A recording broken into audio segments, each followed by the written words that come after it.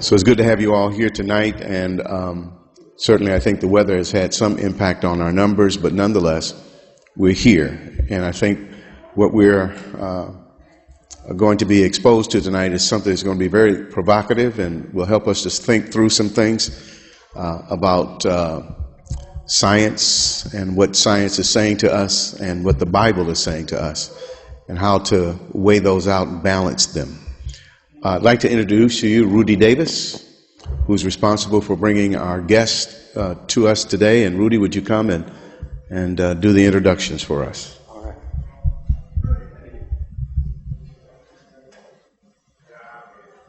All right. Well, hello, everyone. Thank you for your precious time tonight on a Friday night. And this introduction is for Dr. Robertson Jennis, but I want to say something that's not Pastor Broden approved.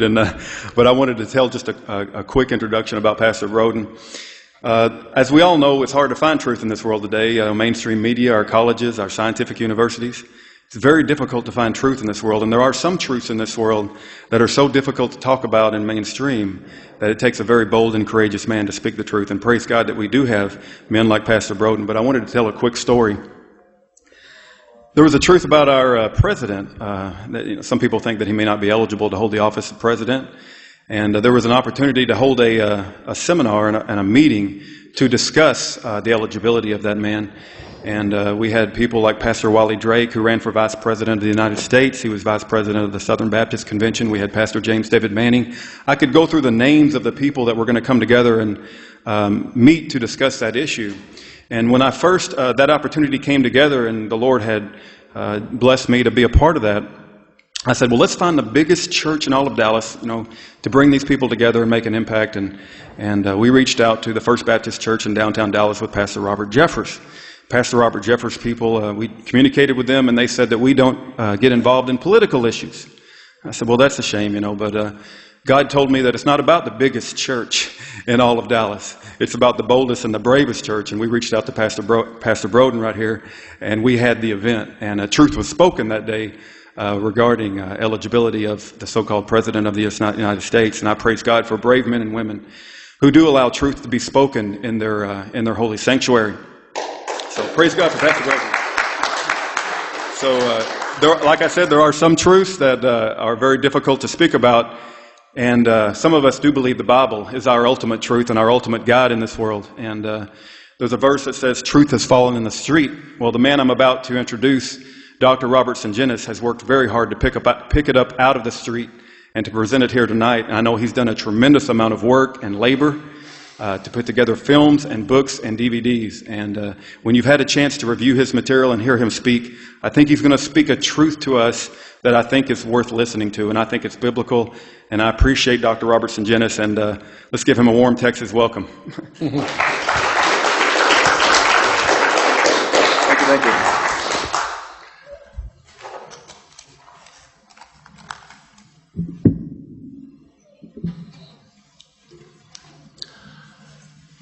Well, thanks for coming, and I am very happy to be here to teach you about geocentrism. Now, I know a lot of you say geocentricity down here, and there's a special meaning to that term, and I won't get into that right now, but what I do think is very important before we get into any of the technical stuff is to ask ourselves the question, why are we here, and why is this important? It's important for three reasons. The first reason is that the Bible, if read literally and at face value, says the earth isn't moving and the sun and stars go around it every day. So either that's true or it's false. Or a third possibility is it might be figurative language, you see. Okay? Now, history tells us that the ancient Jews, the ancient Christians, for most of mankind's history, took those passages at face value. They said, if God said it this way, I take it as he said it, and I'm not going to look for a figurative meaning or any other meaning. I'm going to take it as it stands, literally. That's what all the famous exegetes, all the famous theologians of times gone by have said.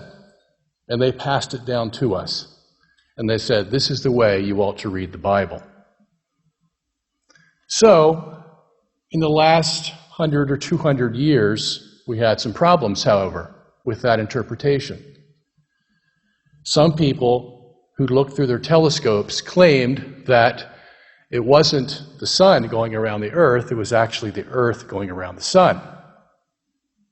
And if you have a telescope and you see certain things that other people don't, then you can make certain claims that other people can't. And you can write fancy equations, and you can set up satellites and space probes and calculate it all on the idea that the earth is going around the sun, and then tell the people, well, this is what the science tells us, that of the two possibilities, it's the earth going around the sun. So what does that do to the face value reading of the Bible, to the literal reading of Holy Scripture? Well, now we have a problem. The problem is we can't take the Bible at face value any longer. And some people would say the Bible actually was wrong. It made a mistake. We can't count on the Bible to teach us anything about history because it either tells it from a certain perspective that's not true, or it makes things up, or because it was written by men, then they're going to embellish it, or they're going to twist it certain ways, and all kinds of excuses are given for why we can't take the Bible at face value. And this is one of the biggest ones. If the Bible says that the sun goes around the earth, now when I say that, think about this. There are hundreds of passages in the Bible, not one time does it say that the earth moves, and every time it says the sun moves and the stars move. Okay? So what lawyers call the preponderance of evidence is on the side that the sun and stars move and the earth doesn't. Okay? So Scripture is pretty clear about that issue. But if a scientist tells us that it's wrong, then what do we think about the Bible? Well, our conclusion is the Bible is not what we thought it to be. The Bible is not the veritable Word of God that we can trust on any page we open it. Because now, well, if the Bible's wrong on the cosmology, what about cosmogony? How about Genesis 1, for example, when it says that the earth came first, then the firmament on the second day, then the plants on the third day, then the sun, moon, and stars on the fourth day. Can we take that at face value? Or is that just some man's idea? Well, that's what they teach us today, you see, because we all know we can't take the Bible literally anymore. So I think the same thing's true with Genesis 1, they would tell us. That was made up, they tell us, by some Jewish priest who came back from Babylonian captivity in the year 515 BC. And all he was really doing in writing Genesis 1 was competing against the god Marduk from Babylon that he was under for 70 years in captivity.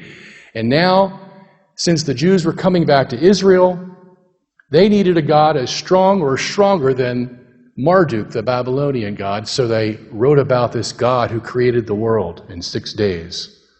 And boy, that was a fantastic God. Marduk never did that. But the essence is that it was a made-up story, you see.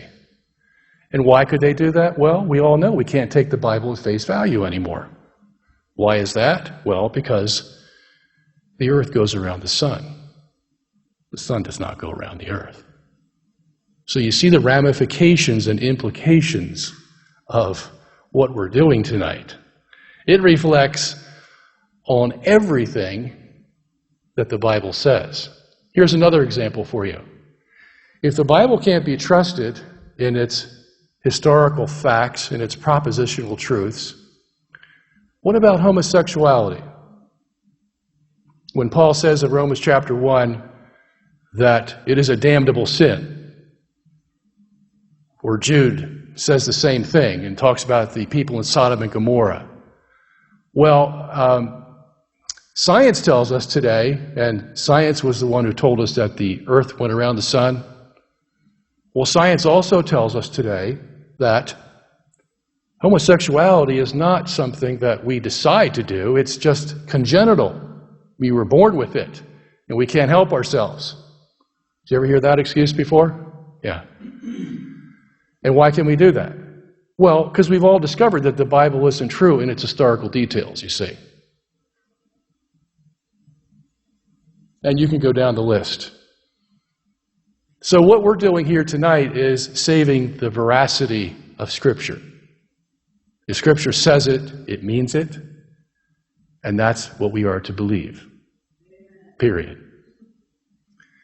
Okay, so what's the second possibility here? The church. It helps the church. Who was the one who decided against Galileo in the year 1616 and 1633 and said, Galileo, you have the wrong idea. Scripture says that the sun goes around the earth. You're telling us that the earth goes around the sun. We believe the Scripture. We don't believe you. The church for 1600 years prior had interpreted Scripture literally. So we have a whole tradition behind us dealing with that one area. And they told Galileo that if we allow you to believe that the earth goes around the sun, you will destroy all of Christianity. Why? Because people won't look at the Bible the same way they did before. They won't look at the tradition the same way they did before. Because if they can make mistakes in one area, they can make mistakes in many areas. And some of those include abortion, and homosexuality, and contraception, and sexual ethics, and you go down the list, and every area is going to be hit. Okay? So that's another important reason why we're here, to preserve what the church itself has given us. And last of all, we're here because we want to change the world. The Copernican revolution in the 1400s changed the world drastically. Did you ever hear that movement that occurred in the 1960s? The God is Dead movement? Anybody remember that? Few people understand or know where that phrase came from. That phrase came from a poem written by a nihilist philosopher named Friedrich Nietzsche in Germany in 1881 called Thus Spoke Zarathustra. And in that poem, he talks about the unchaining of the earth and the sun. There is no left or right anymore. There is no up or down. We have been cut off and lost in space, traveling we know not where, and we have killed God. You and me. We are his murderers. And so he's blaming the death of God in society on the Copernican revolution, the revolution that told us that the sun does not go around the earth goes around the sun, and the sun goes around something else, and that something goes around something else, and the earth ends up as a remote speck of dust somewhere in the remote recesses of space, all alone by itself, not knowing where it is, what it's doing. It's all there by time and chance, which is what evolution teaches us. Okay. So, if I were to want to change things, what would I do? Well, I would tell the world that we're in the center of the universe, and God is not dead. God is quite alive. We are the apple of his eye. We are very significant, and that's why he put us in the center of the earth. And every atheist, every evolutionist, every skeptic, every agnostic out there knows that if the earth is in the center of the universe, that means someone with a capital S had to put it there. And that is God. So if the earth is in the center of the universe, that proves that God exists. Because that can't happen by chance. Okay? So that's what we're bringing to the world. The earth is in the center of the universe, and that means God is not dead. You have a reason for living. You can turn your whole life around. It's the gospel of the stars, as Paul says in Romans 10:18. They speak. The stars speak, and all the world listens. There's a gospel there too. And if there was any pre-evangelism that we could have that is full of impact, it's that. What better way to set up a man to hear the gospel of Jesus Christ than to prove to him that God actually exists because the earth is in the center of the universe? So you see, it's very important why we're here tonight. We're here to change the world. We're not here to learn science. We're here to use science. We're here to use science to teach us about God, our salvation, and our eternity. That's why we're here. Now, we made a movie called The Principle, and that was out in theaters in October of last year, this time last year, and in Chicago was our first city we went to. The Principle is called The Principle because it deals with the Copernican principle. And we show how the Copernican principle has been disproven by modern science itself. And we'll get into some of that later on in my lecture. That movie played until April in Los Angeles, and now it's going to come out on DVD in December of this year. And you'll be able to buy that online at theprinciplemovie.com. And that was a major production. It cost millions of dollars to put together and to put into theaters. And we managed to do it, and we had a good crew to make the movie. And we had Kate Mulgrew, who was Captain Janeway of Star Trek Voyager, as our narrator. And we had 7 of the top scientists in the world who were interviewed in that movie. And we had great graphics that were done by a company in Paris, France called Bouffe Compagne.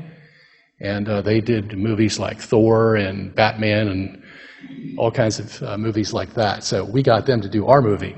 So the graphics are spectacular.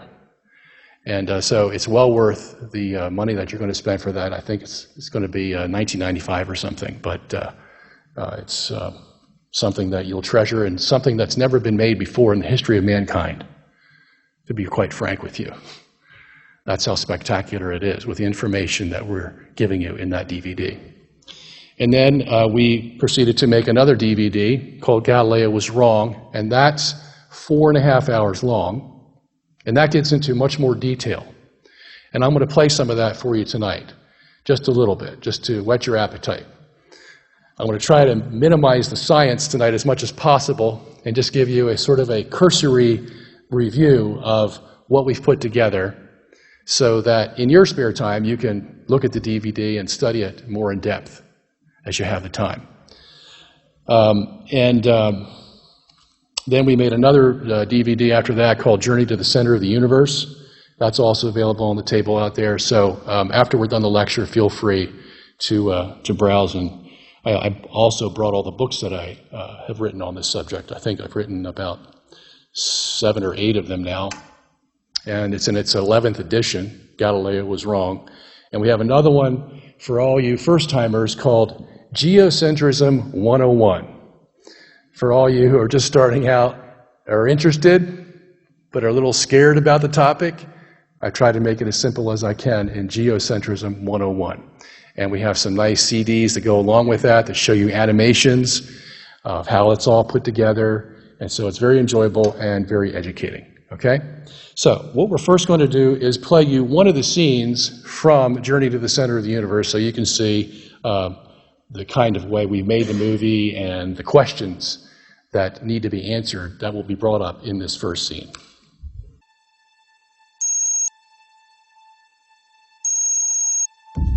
15 seconds. Guidance is internal. 12, 11, 10, 9. Ignition sequence start. 6, 5, 4, 3, 2, 1, 0.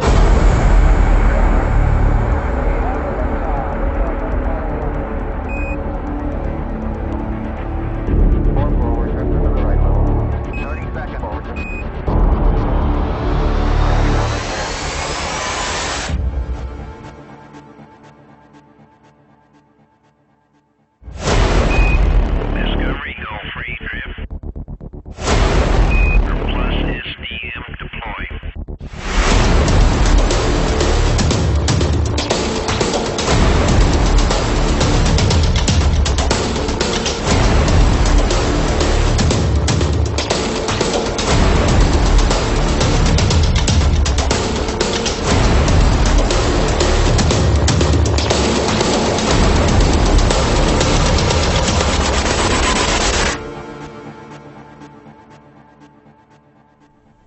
Where are we?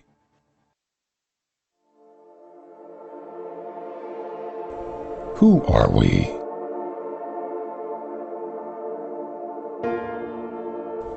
From whence did we come? Should we answer, as Carl Sagan once did, by saying we find that we live on an insignificant planet of a humdrum star, lost between two spiral arms in the outskirts of a galaxy, tucked away in some forgotten corner of a universe, in which there are far more galaxies than people? Before we answer the who, what, when, where, and why, let's begin by examining the discoveries of modern science that approach these ultimate questions. You may be surprised to find out that the discoveries bring us very close to the answers, but perhaps not in the way you had thought they would.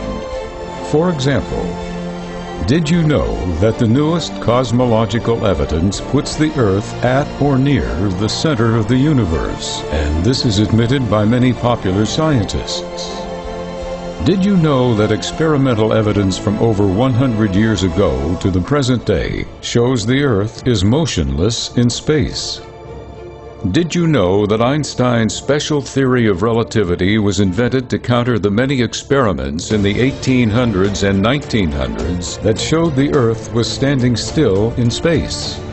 Did you know that Einstein's general theory of relativity was invented to cover the weakness of the special theory, but in doing so, the general theory allowed the Earth to be motionless in space and the center of the universe? Did you know that in addition to Einstein's general theory of relativity, other theories of physics, such as Newton's laws of motion and Mach's principle, say that a universe rotating around a fixed Earth is as scientifically valid as a rotating Earth in a fixed universe? Did you know that every scientific proof for an Earth revolving around the Sun and rotating on an axis has been discredited, and there has never been an experiment that has provided proof that the Earth is moving?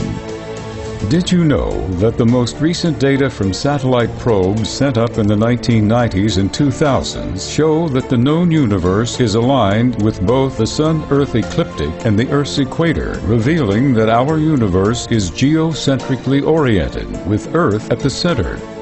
Did you know that the most recent data from telescopes shows that galaxies and many other celestial objects, such as quasars and gamma-ray bursters, are oriented around the Earth in concentric spheres?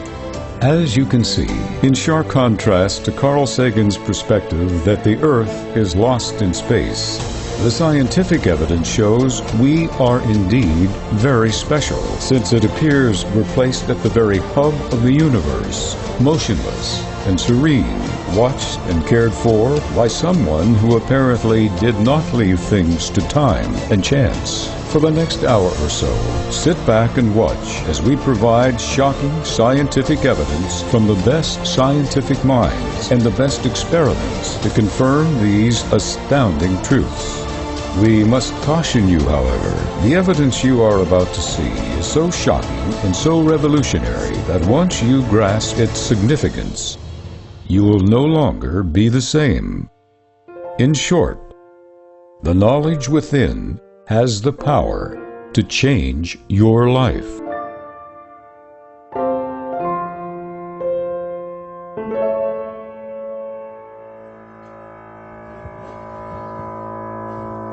Okay, so, was that exciting?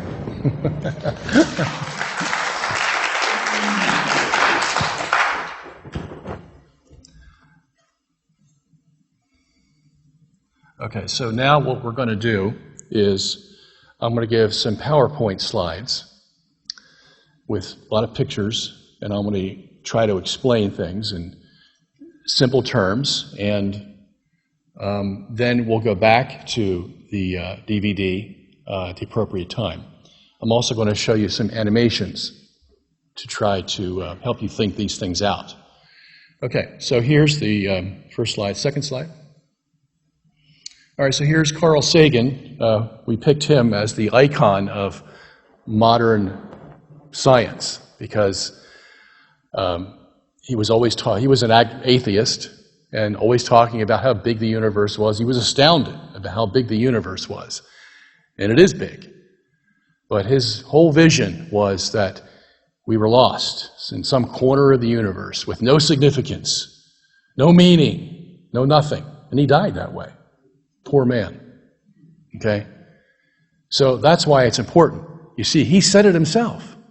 If you're in the corner of the universe somewhere and you're forgotten and nobody knows about you, there's no signpost says you are here, what does that do to the inside of you?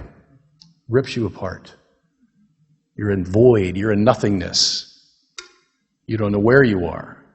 But if you're in the center, and there's only one body that can be in the center, you're significant. You are significant. That's what you can tell your teenagers. When the school tells them that they're insignificant, that they're nothing, that they're just made from monkeys or pond scum, you can tell them, no, we're in the center of the universe. You are significant. Okay, next slide.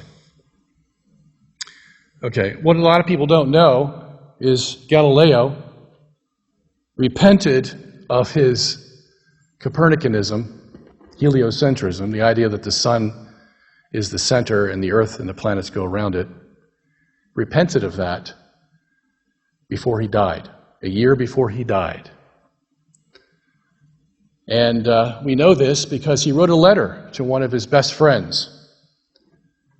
One of his best friends, whose name was Rinuccini in Italy, told Galileo, Galileo, we found proof that the earth goes around the sun. And Galileo said, no, I'm sorry, that can't be.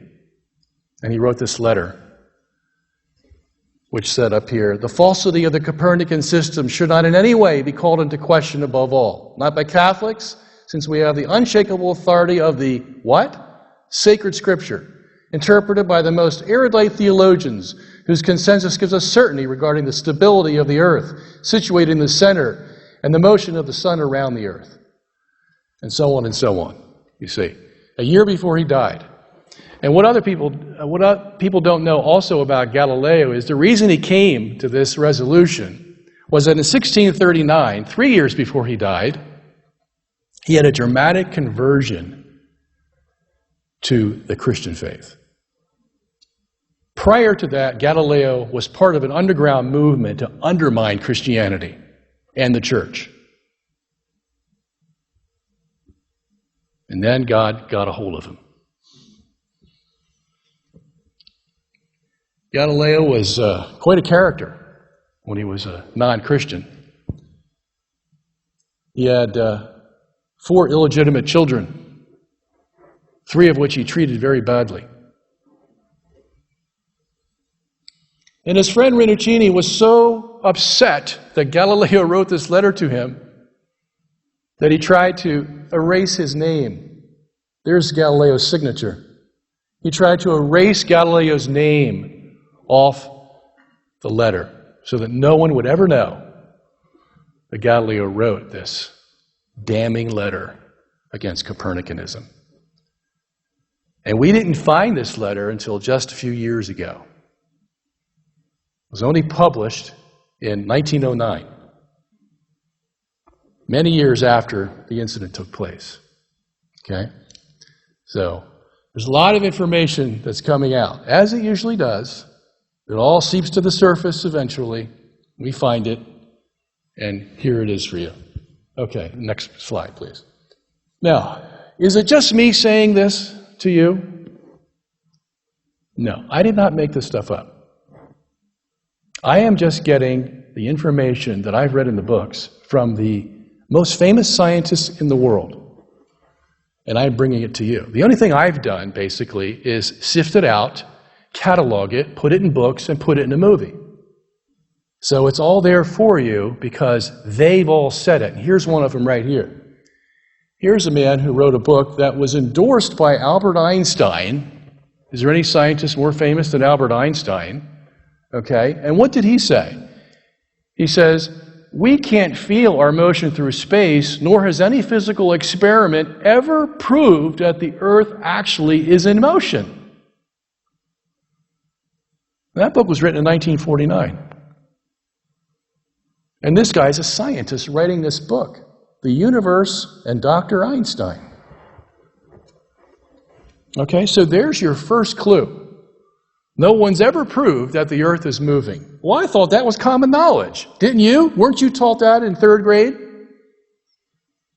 Yeah, all of us were. As a fact. The same as if fish swim or birds fly and gravity pulls you down. The earth moves around the sun. That's what we were taught. Okay, next slide.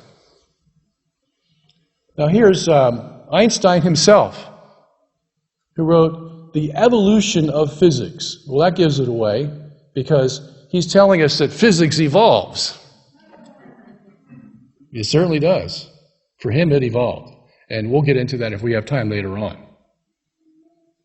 What he thought when he first started is not what he thought when he ended up. And what he ended up admitting is that he could not disprove that the earth wasn't moving or wasn't in the center of the universe. And his own theory ended up saying that the earth could be in the center of the universe and everything else goes around it. He said that. Okay?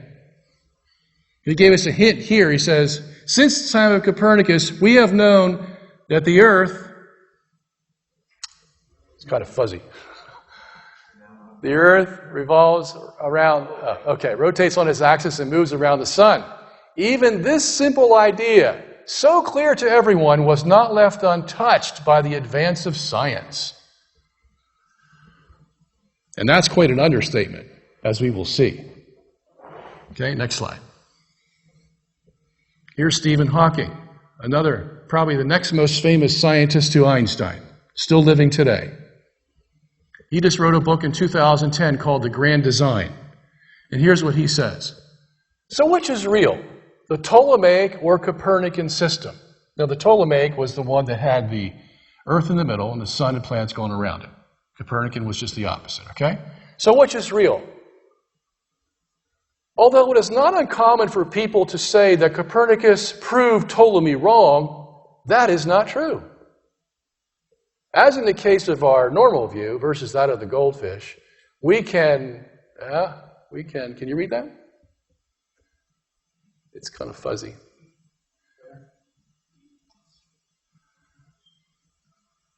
You know what, I should get my book. Somebody go back there and get my book in my case. I'll read it. What he's saying there is that we can't tell. Either one could be correct. Now, that's written in 2010 by the most famous physicist in the world today. Okay? Either one could be correct. That's not what you were taught in grade school, was it? Were you even taught that there was another possibility? Nope. All right, next. Okay, here's another famous physicist, Julian Barber. He was in our movie, the principal, Julian Barber. He's a physicist from England. And he says this in his book, Absolute or Relative Motion. Thus, even now, 3.5 centuries after Galileo's condemnation by the Inquisition, it is still remarkably difficult to say categorically whether the earth moves. And if so, in what precise sense? Okay? So all I need to give you is 3 examples of 3 famous physicists who tell us that what we've been taught is not necessarily true. Okay? They have grave doubts. Next slide. Here's another one. This man is also in our movie. He's probably next to Hawking, the next most famous physicist in the world, George F.R. Ellis, who teaches in South Africa. He wrote in the famous magazine Scientific American, people need to be aware that there is a range of models that could explain the observations. For instance, I can construct for you a spherically symmetrical universe with Earth at its center, and you cannot disprove it based on observations. You can only exclude it on philosophical grounds. What I want to bring into the open is the fact that we are using philosophical criteria in choosing our models.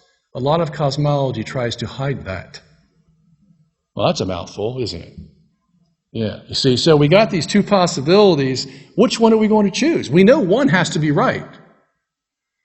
Which one are we going to choose? Because science, believe it or not, can't really tell us which one's right. Okay? And they admit that themselves. So then what are you going to do? Well, then you use your philosophical bias to decide which one you like the best. And you know you're not going to be wrong because it could be right. And which one are you going to choose? The one with the earth in the center? If you're an agnostic or an atheist? No. You're going to choose the other one.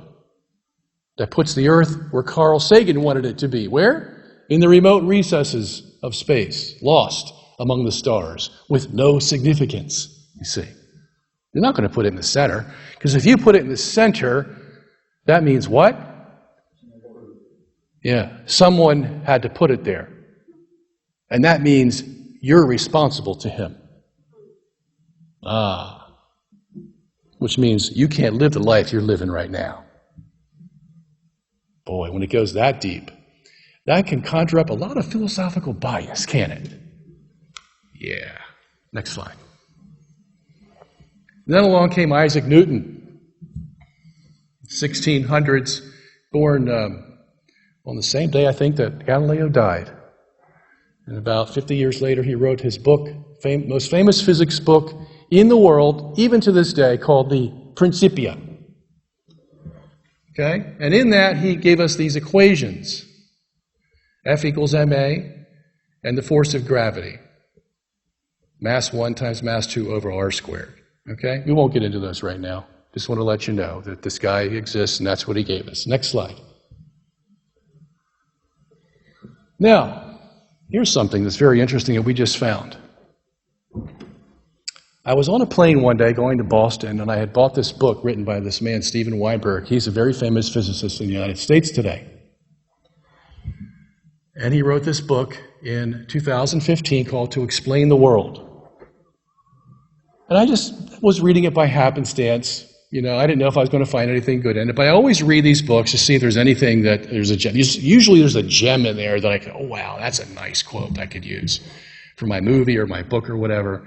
So I'm reading this, and I come across this passage about Isaac Newton. Okay? Now, why this is important is this. For hundreds of years, science has been using Isaac Newton as the be-all and end-all of the discussion of whether the sun goes around the earth or the earth goes around the sun. Because if you use Isaac Newton's formulas, and you confine his formulas, his equations, to our solar system, the sun and the planets, the earth must go around the sun. No question. Okay? So everyone was touting Newton. Wow, I guess that solves the problem, doesn't it?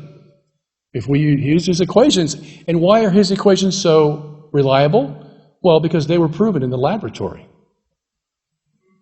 Proven in the laboratory. Well, that's pretty significant. Okay? So if they were proven in the laboratory, and we see just a bigger model out there of the solar system, the same as we see in the laboratory, well, that would require this smaller Earth to go around the larger sun, not vice versa. Yep. If you confine it to the solar system and you forget the rest of the universe, that's very true. But if you add the rest of the universe, it's false. They didn't tell you that, did they? So here we have it from Mr. Weinberg, Dr. Weinberg. He's no slouch. He is one of the most admired physicists in the world today. And he says this: if we were to adopt a frame of reference like Tycho's, now Tycho is the one who was against Galileo. Tycho said, no, the earth does not go around the sun goes around the earth, okay, in the time of Galileo. If we were to adopt a frame of reference like Tycho's, in which the earth is at rest, then the distant galaxies would seem to be executing circular turns once a year, and in general relativity, that's Einstein's theory, This enormous motion would create forces akin to gravitation, which would act on the sun and planets and give them the motions of the tectonic theory. Okay? So here you first have Weinberg admitting that Einstein's most famous theory, general relativity, allows the Earth to be at rest and the universe revolve around it. Okay? And we already knew that. Okay? But what we didn't know was that Newton said the same thing. Okay? And that's what puzzled Weinberg so much when he saw it. He goes, wow, where did this come from? So let's see what he says.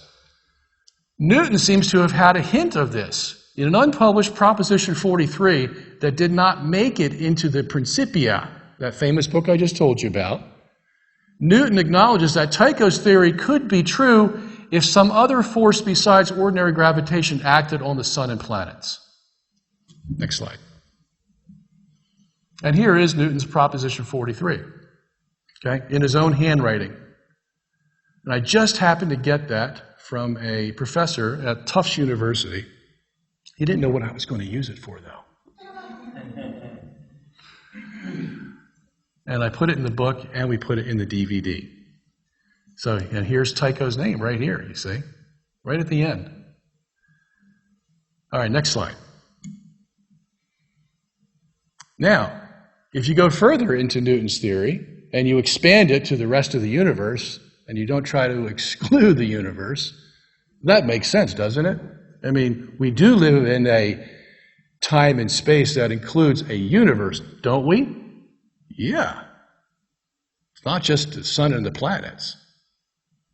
There's 22 sextillion stars out there. That's 10 to the 22nd stars in the universe, okay? That's quite a lot of mass that's going to affect our little system here, the Earth, the sun, and the planets, okay?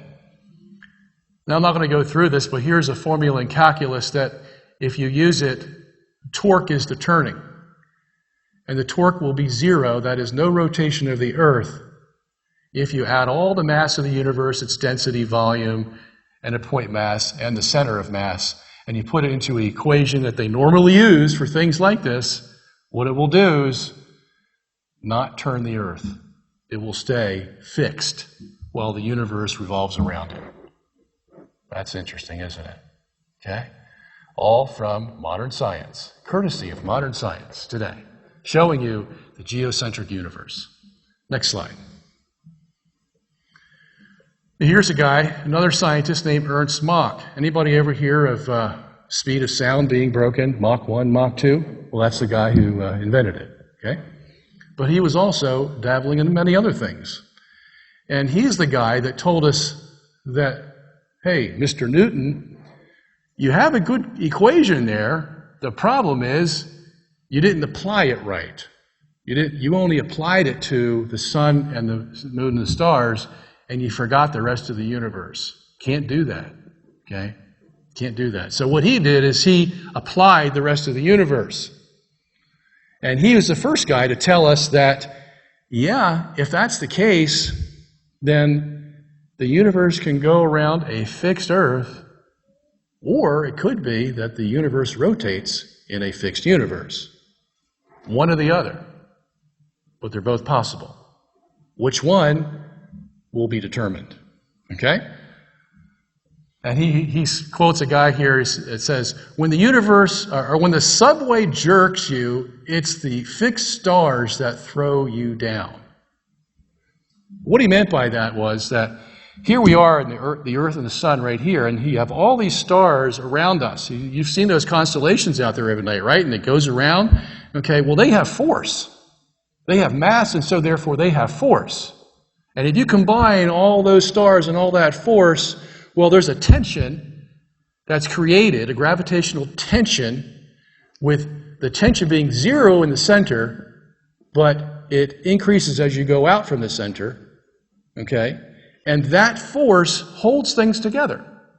And the way you know it exists is when you're in your car and you press on the gas pedal and you go forward, what happens to your back? It goes backward.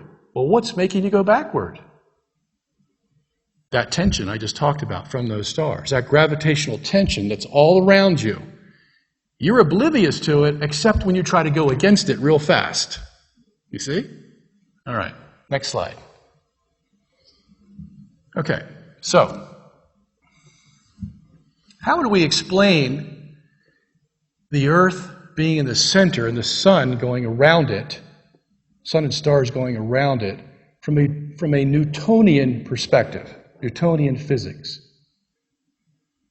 There's this thing in Newtonian physics called the center of mass.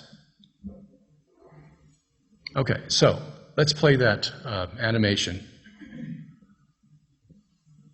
All right, so here is the heliocentric. See that plus sign there? That is the center of mass. And you see the sun moving just a little bit, okay, as the Earth goes around it. Okay, so what we would say in Newtonian physics is that the sun and the Earth are both going around this one point that doesn't move called the center of mass. Okay, does that make sense to everybody? All right, so let's change that. Let's see how it... Okay, now here's the geocentric. Now watch this. So now what we're going to do is we're going to put Earth in the universe's center of mass. If the universe rotates, it's going to have a center of mass. Any object that rotates has a center of mass. How else can we explain what a center of mass is? Have you ever played tennis? Have you ever had a bad game in tennis and thrown your tennis racket? I have. And when you throw that tennis racket, like a tomahawk, what happens to that tennis racket? Do you ever watch it move? Does it go like this? No, it goes like that because it's weighted on one end. It's heavier on one end than the other end. And if that's the case, then it's going to go around the point between where all the mass is. Not the geometric center. It's going to go around the center of mass. So it's going to wobble. Okay? That's what a center of mass is. So here we have it, the sun and the stars going around, because if the universe itself is going around, it's going to carry everything with it, isn't it? It's going to carry all the stars with it. It's going to carry the sun, planets. It's going to carry everything. And it's going to have a center of mass. So let's just put the Earth in the center of mass. And if we make the Earth small enough, it will not be affected by any inertial forces that are created in the universe as it goes around. That's what that equation told you. Remember that torque equation I gave you? Okay, it said rotation of Earth, 0. Okay? All right. So let's stop that and we'll go on to the PowerPoint slide. Okay, next slide. Okay, now, so here I want to take you through one of the other scenes in the Journey to the Center of the Universe DVD. Okay, I've given you an introduction to it, and see if you can follow this along.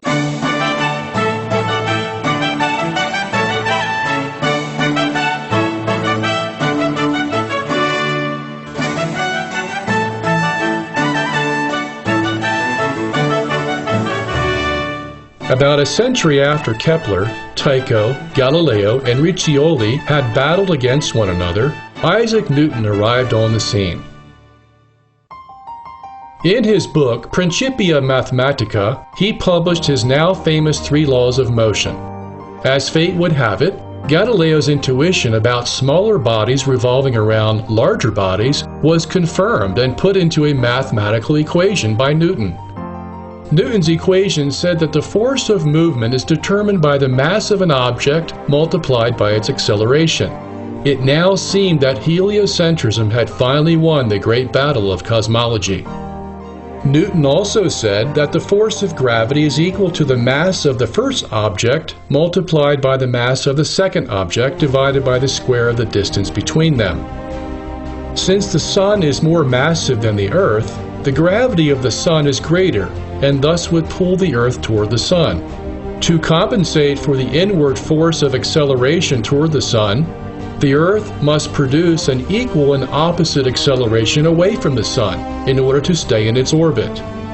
In the heliocentric system, the acceleration is produced by the Earth's circular motion, and the Earth is said to continue the acceleration by inertia. Simply put, Newton said the Earth seeks to move in a straight line, but the gravity of the Sun keeps pulling it inward, and the result is the Earth's circular movement around the Sun. Newton made a crucial distinction, however. He added that, strictly speaking, the Earth does not revolve around the Sun, but both the Sun and the Earth revolve around a mutual center of gravity or center of mass. But since the center of gravity is closer to the Sun, then for all practical purposes one can say the Earth revolves around the Sun. At least it seems so to Newton and the people of his day. The fact that there would be a center of mass between the Sun and the Earth seemed to be the clinching argument to settle the heliocentric versus geocentric debate. Since Newton's equation, F equals ma, could be demonstrated and measured in the laboratory, there was little opposition the geocentric position could mount, except to rely on their theological and philosophical convictions and hope that science would gain more knowledge later to confirm those convictions. Great names from the Enlightenment age, such as Immanuel Kant, who was called the father of modern cosmology, sided with the heliocentric view based on Newton's laws, as did many other famous scientists of that day. Although Kant had theorized about the existence of what he called island universes composed of thousands of stars, at this point in history no one knew much about the stars, except that they shined as points of light in the sky around the Earth. No one knew how big they were, how far away they were, how many there were, or what influence they might have on the question of geocentrism and heliocentrism. By the mid-19th century, however, physicist Ernst Mach and his colleagues proposed that the stars are as big or bigger than the Sun. Telescope observations showed that the number of stars in the universe was enormous, filling every quadrant of the sky. Mach reasoned that since the Sun, because of its large mass, has a great force of gravity, the stars must also have a corresponding gravity, and thus their combined gravity would greatly influence any region of the universe, including ours.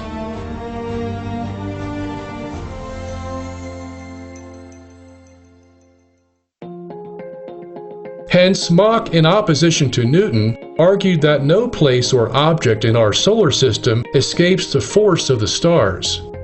Whereas Newton believed the Earth revolved around the Sun against a background of a fixed but empty, absolute, and immovable space of which the stars did not contribute any force, Mach argued that space was permeated by the gravity of the stars. In a word, whereas Newton believed in absolute space, Mach introduced the concept of an absolute gravity.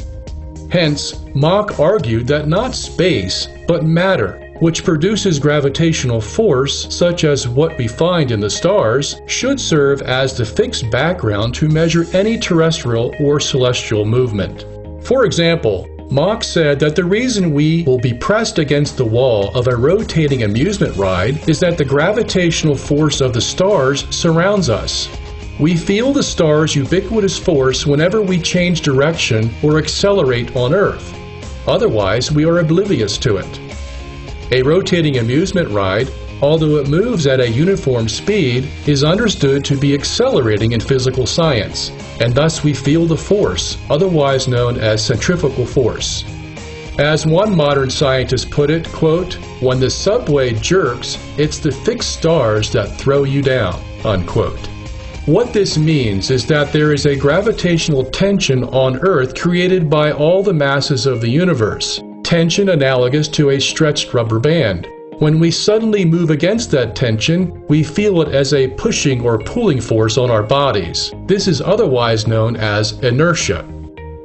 Conversely, Newton argued that our body wants to move in a straight line in absolute space, instead of a curved path, and thus always seeks to break off of a spinning carousel. As we can see, Newton's and Mach's ideas about the concepts of force and movement were very different, to be sure.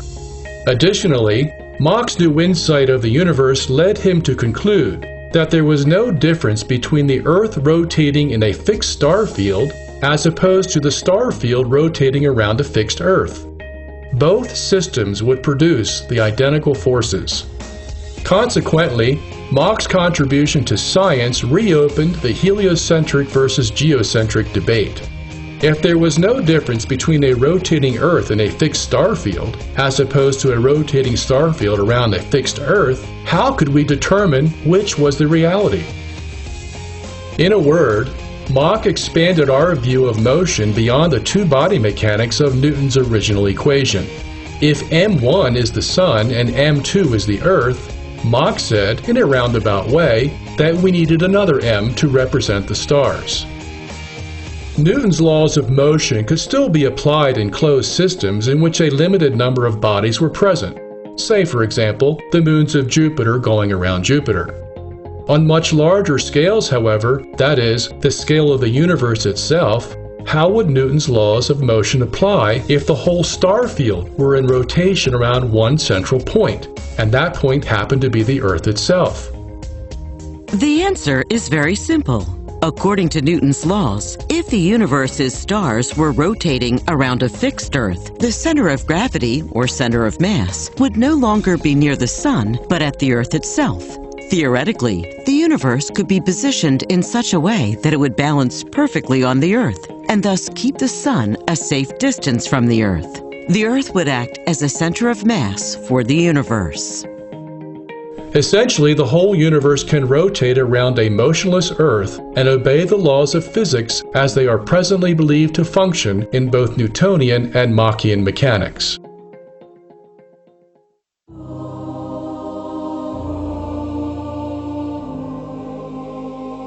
Although Newton sought to apply his laws of motion only to the solar system so that, as he says in his 1684 scholium, Hence indeed the Copernican system is proved a priori, for if a common center of gravity is computed for any position of the planets, it either lies in the body of the Sun or will always be very near it.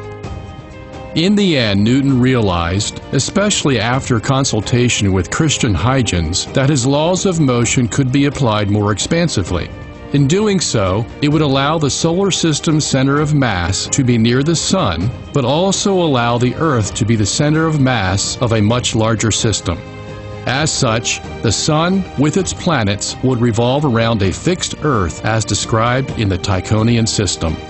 For this alternative to be permitted, however, Newton stipulated that an additional force outside the solar system must work in tandem with the gravitational forces inside the solar system. Several modern physicists have acknowledged Newton's alternative, one of them being the Nobel laureate Steven Weinberg. Here is how Weinberg describes it in his 2015 book, To Explain the World.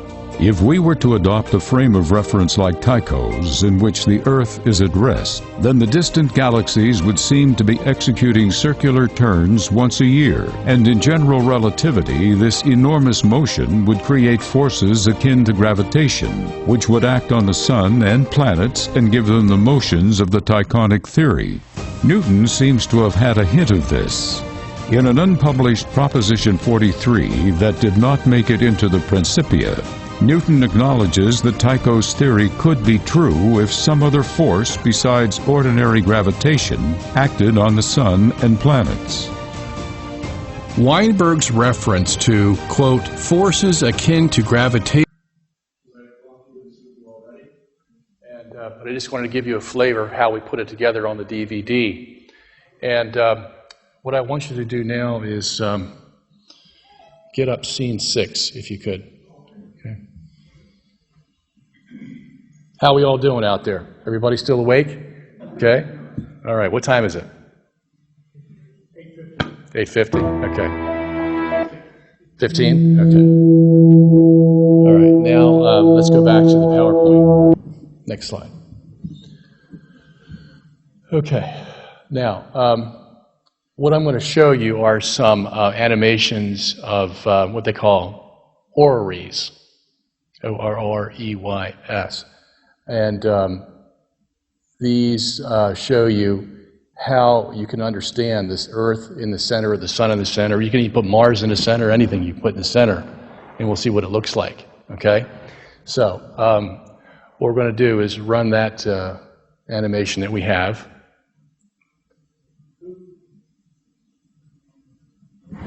Question? I designed all the animations, and then I had an engineer, computer engineer, make them for me. How do I get it to play? Over there it says yearly rotation up at the top. Yearly rotation over the other side. Oh, well, that's yeah, there you go. Okay, so here's the heliocentric view. Here's the Sun, here's Mercury, here's Venus, here's Earth, here's Mars. Okay, now let's do this. We're going to take the Sun out of the center, and we're going to put the Earth in the center, okay? So watch this.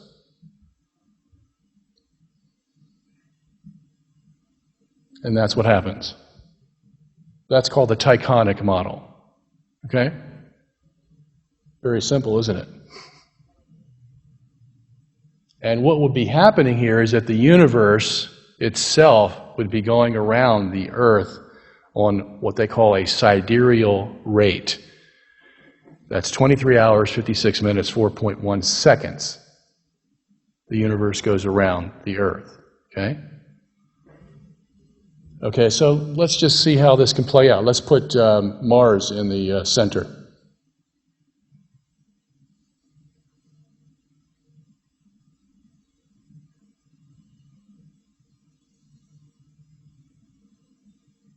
And if you compare this to the heliocentric view, where this, every distance you see here, every motion, every position will be exactly the same. The only thing we've done is change centers. Now, I'll show that to you in a second. Okay, so let's stop this side and let's go to the orrery. I mean the geocentric, what's that?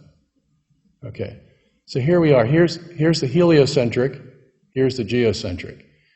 The Sun is in the center here. Earth is in the center here. Now notice the Sun and Earth are straight up and down there. They're straight up and down. Here's Mercury, same position. Okay, everybody see? Stop it for a second. Okay, look, see, everything's exactly the same. Mercury's here, Mercury's here. Mars is here, Mars is here. Earth is here, Earth is here. Venus is here, Venus is here. Just like a clock. Okay? Let it go. Watch them all keep the same position. So now you know why they say that either one could be correct. Okay. So the observable positions, by looking at them, are still going to be the same. Yeah. Either system. So they picked the one without God. That's right. They picked the one without God, yeah. That's a good way to put it. Now, God could have made this one too, if He wanted to. And we would still worship God all the same. Okay? If that's what Scripture had told us. But also the Scriptures would have had to say that the earth is moving. Right. But it doesn't. All the Scriptures say the earth doesn't move, and they all say the sun moves. Now, what are you going to take away from that? Especially now that you know that both systems are possible. Okay? All right, so let's go on to that next Ptolemy Copernicus Tycho. Yeah, I think it's called geocentric something. Oh, there it is, yeah. Okay, so now here's Ptolemy's model. Ptolemy was an astronomer, Greek astronomer, lived in Egypt around the 2nd century AD, and he created this model, and he had what we called epicycles, okay? The planets would go around epicycles, and he tried to basically make a diagram that worked from what he saw in the sky. Okay? But he wanted to keep Earth in the center. And his model was pretty good, pretty accurate. The only problem is he got Mercury and Venus in the wrong place, and it messed up his system. Okay? So Galileo came along and said, you know what? Ptolemy's system doesn't show us the phases of Venus, and we can see the phases of Venus from Earth with our telescopes, with our new telescopes. Venus has phases as we look at it, just like the moon has phases. Quarter, full moon, half moon, whatever. Okay? But Ptolemy's model wouldn't allow the phases of Venus because he put Venus in the wrong place. But he was smart enough to say, you know what, I don't know how far away Venus is, so I'm going to make it a variable. And he put 6 variables in his model so that someday in the future, when someone figured out what the true distances were, they could put it back into his model and make it work right. And guess who that was? That was this guy named Tycho. Okay? Let's put Tycho up there. Now, you're going to see a subtle change. You're going to see that ring disappear and another ring appear. And that's basically all that Tycho did. Everything has to be exactly the same, remember. They can't be moving in different directions in each model. They all have to be the same. It's just the way that they do it. And so Tycho fixed Ptolemy's model, and it works. That's the one that Newton said would work. Okay? And Einstein said would work. All right, so let's go to the Copernican model here.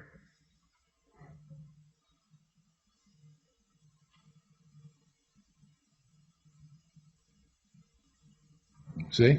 Everything's exactly the same.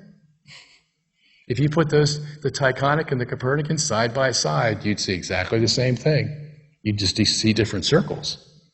Because the circles represent how they made them move, not where they moved. Okay? All right. So let's go back to the PowerPoint. Now, there are many more animations on this CD that I am not going to show you tonight because we don't have time. Okay? But one common question that comes up is, well, how does the geocentric system explain the seasons? How does the heliocentric system explain the seasons? What were we taught in 3rd grade? Well, we were taught that the Earth is on a tilt, a 23.5-degree tilt, okay? And that it goes around the sun. And because it goes around the sun's going to hit the Earth with its light in different ways because the Earth is moving. Okay? The geocentric system says, no, the Earth is straight up and down, and the sun is moving up and down. Okay?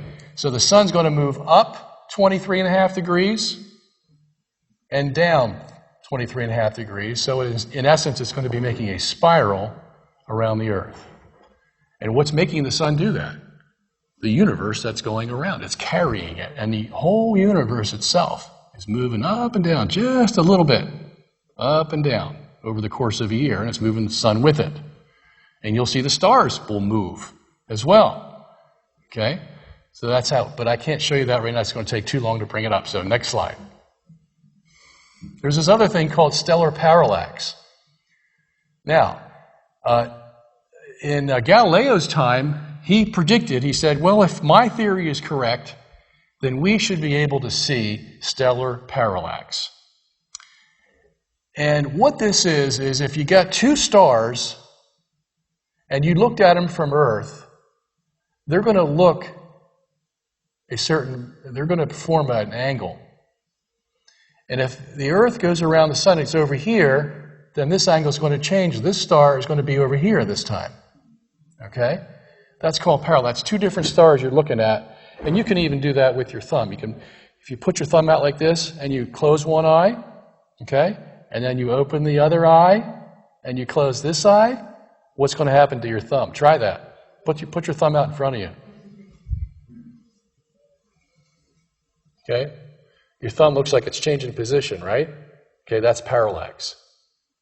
And the distance between your eyes is what? 4.2, I forget what it is, but is the same thing as the distance between the Earth here and the Earth here. This is your one eye here, this is your other eye here, to give you an analogy of how that would work in space. Okay? And so the claim was, well, since we discovered stellar parallax in 1838 by Frederick Bessel, Well, that just proves heliocentrism. Because obviously the only way to explain that is to have the Earth look at the star here and the Earth look at the star here, and we see the parallax that we normally see in the sky. And then someone said, you know what? The geocentric system can do the same thing. If you turn the stars in the sun around a fixed Earth, you're going to see exactly the same angle that you see in the heliocentric system. Okay? Next slide. There was another stellar phenomenon called stellar aberration. And if you look at any star in the sky and you watch it over the course of a year, that star will make a little circle like this.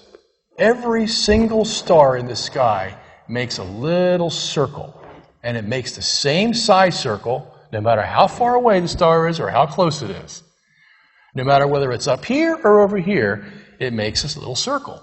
It's called stellar aberration. And the big thing was, well, the heliocentric system can explain that because the Earth goes around the sun.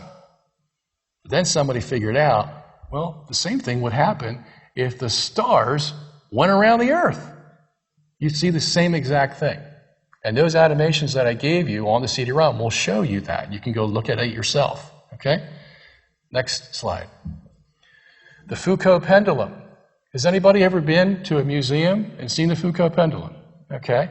And what's one of the first things that you see when you go in to see the pendulum? You see a plaque there that says, this proves that the Earth rotates on an axis. That's what you'll see. So they basically brainwash you before you actually see the pendulum and find out what's really making it tick. Okay? But what did Mach tell us? Mach told us that you're going to get the same effect in that Foucault pendulum whether the Earth is fixed and the universe goes around it, or the universe is fixed and the Earth rotates within it. Why? Because the same forces are going to be created. Look at this. Okay? Same thing. It's just a relative position is all it is. Okay?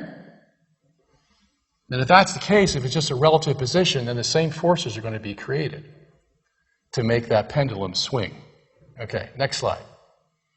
And of course, we have the bulge of the Earth, and I was going to go through that, but we don't have time. Another issue was the retrograde motion of Mars. They said they can only see it. What Mars does is you look at it in the sky over the course of a few months, and it'll go like this, if you watch it, and then all of a sudden, it'll start to go backwards in the sky. It's an amazing phenomenon if you watch it over the course of, say, 3 or 4 months. And then it'll stop again and start going back the other way. Now, is Mars really doing that? No. Mars is just moving. It's just moving. It's just the way we look at it from Earth. Okay, that's going to change the angle because Mars moves slower than the Earth in the heliocentric system. But you're going to see the same exact thing in the geocentric system. Okay? And you'll see that on the animations. Okay, next slide. There was an experiment done by this man named Airy. Too complicated to get into now because I think I'm overloading your brains, so I'm just going to skip this one, and I'm going to leave that to you to go look at the CD. All right, next slide. Keep going. Okay. Now here is one of the most famous physicists in the world in the late 1800s, a contemporary of Einstein. He knew Einstein very well. As a matter of fact, he collaborated with Einstein on the theory of relativity. Okay? His name was Hendrik Lorentz, a Dutch physicist. And all those things I just showed you, stellar aberration, stellar parallax, all those things, this is what his conclusion was. Briefly, everything occurs as if the Earth were at rest. That was his conclusion. That's the best way to explain all those phenomena I just showed you. One of the most famous physicists in the world. Okay, next slide. And so this just laid the groundwork for one of the most famous experiments the world has ever performed. Happened in 1887. Have you ever heard of it? Called the Michelson-Morley experiment? Anybody? A couple? Okay. Well, everybody said, you know what? We really need to find out whether the Earth is moving or not. Because we had all these experiments taking place in the 1800s that I haven't even shown you here. A guy named Dominique Arago from France found the Earth wasn't moving. We saw Airy in 1871, whose conclusion was that the Earth wasn't moving. We just saw Lorentz say that in regards to stellar aberration and stellar parallax, it appears as if the Earth is at rest. So let's do a definitive experiment to find out what's really going on out there. And so they devised this very unique experiment. And what they did was they got light beams. And they shot these light beams perpendicular to each other. And the idea was, if the Earth is going around the sun, okay, and we shoot one of those light beams in the direction that the Earth is going around the sun, and then we take another light beam and we shoot that straight up so that it's not affected by the motion of the Earth, then we should have a difference in those two light beams, in the speed of those two light beams. Why? Well, because if we shoot this light beam, if I shot this light beam, you see it's reaching that wall over there, and I put water in front of it, it's going to take a longer time to reach the wall because it has to travel through a medium. So if this light has to travel through a medium, it should take a longer time than this light that's really not traveling against the medium because the Earth isn't moving up and down. According to the heliocentric view, it's going around, going laterally. Okay? Does that sound reasonable? Yeah, sounds reasonable. All right, next slide. So here's the expected results. If the Earth were moving around the sun, we would expect that the yellow beam would be slower than the red beam, and we would get this kind of wave pattern. Okay? The red beam would be ahead of the yellow beam. And they knew exactly the distance that those beams should be apart if the Earth was indeed moving around the sun at 19 miles per second, which it would have to do if it's going to complete its journey in 1 year. It has to go 19.5 miles per second, or 30 kilometers per second. And they could tell you, because they knew how light worked, they could tell you exactly the distance between these two waves that should be if the Earth was indeed moving around the sun. And what did they find? That's what they found. The waves were almost identical. Okay? Almost identical. So what does that tell you? Well, here's one possibility. The Earth ain't moving. Because if it was moving, then you would see this. But we see this. Okay? And the whole world was in consternation. What are we going to do with this experiment? Here we wanted an experiment to show us definitively that the Earth was moving around the sun, and what it comes back and does is it tells us that it's not moving. Okay? Next slide. So here's Michelson's report in the American Journal of Science, 1887, explaining, what had happened. The results were not what he expected them to be. You can read that on your own. Next slide. Here's a letter that Albert Michelson, right here, this is his actual letter. I went to the microfiche files at the University of Maryland to dig these things up, copy them for you, and here they are. This was written in 1891. He's writing to Lorentz, because Lorentz, remember the Dutch physicist who said that it appears that everything is as if the Earth is at rest? Well, he knew Michelson did his experiment. He says, what's going on here? And Michelson writes to him and says, I don't know what's going on. That's basically what his letter says. I can't explain it to you. I can't explain my own experiment to you. I expected my experiment to show that the Earth was moving, and it shows that it wasn't moving. All right, next slide. And so Lorentz then writes to Lord Rayleigh, another famous English physicist, and here's his actual handwriting. You can see it's a little different than Michelson's. And he says, over here, he says, could it be that Michelson made a mistake in his experiment? Because I don't know how to explain this. Okay, next slide.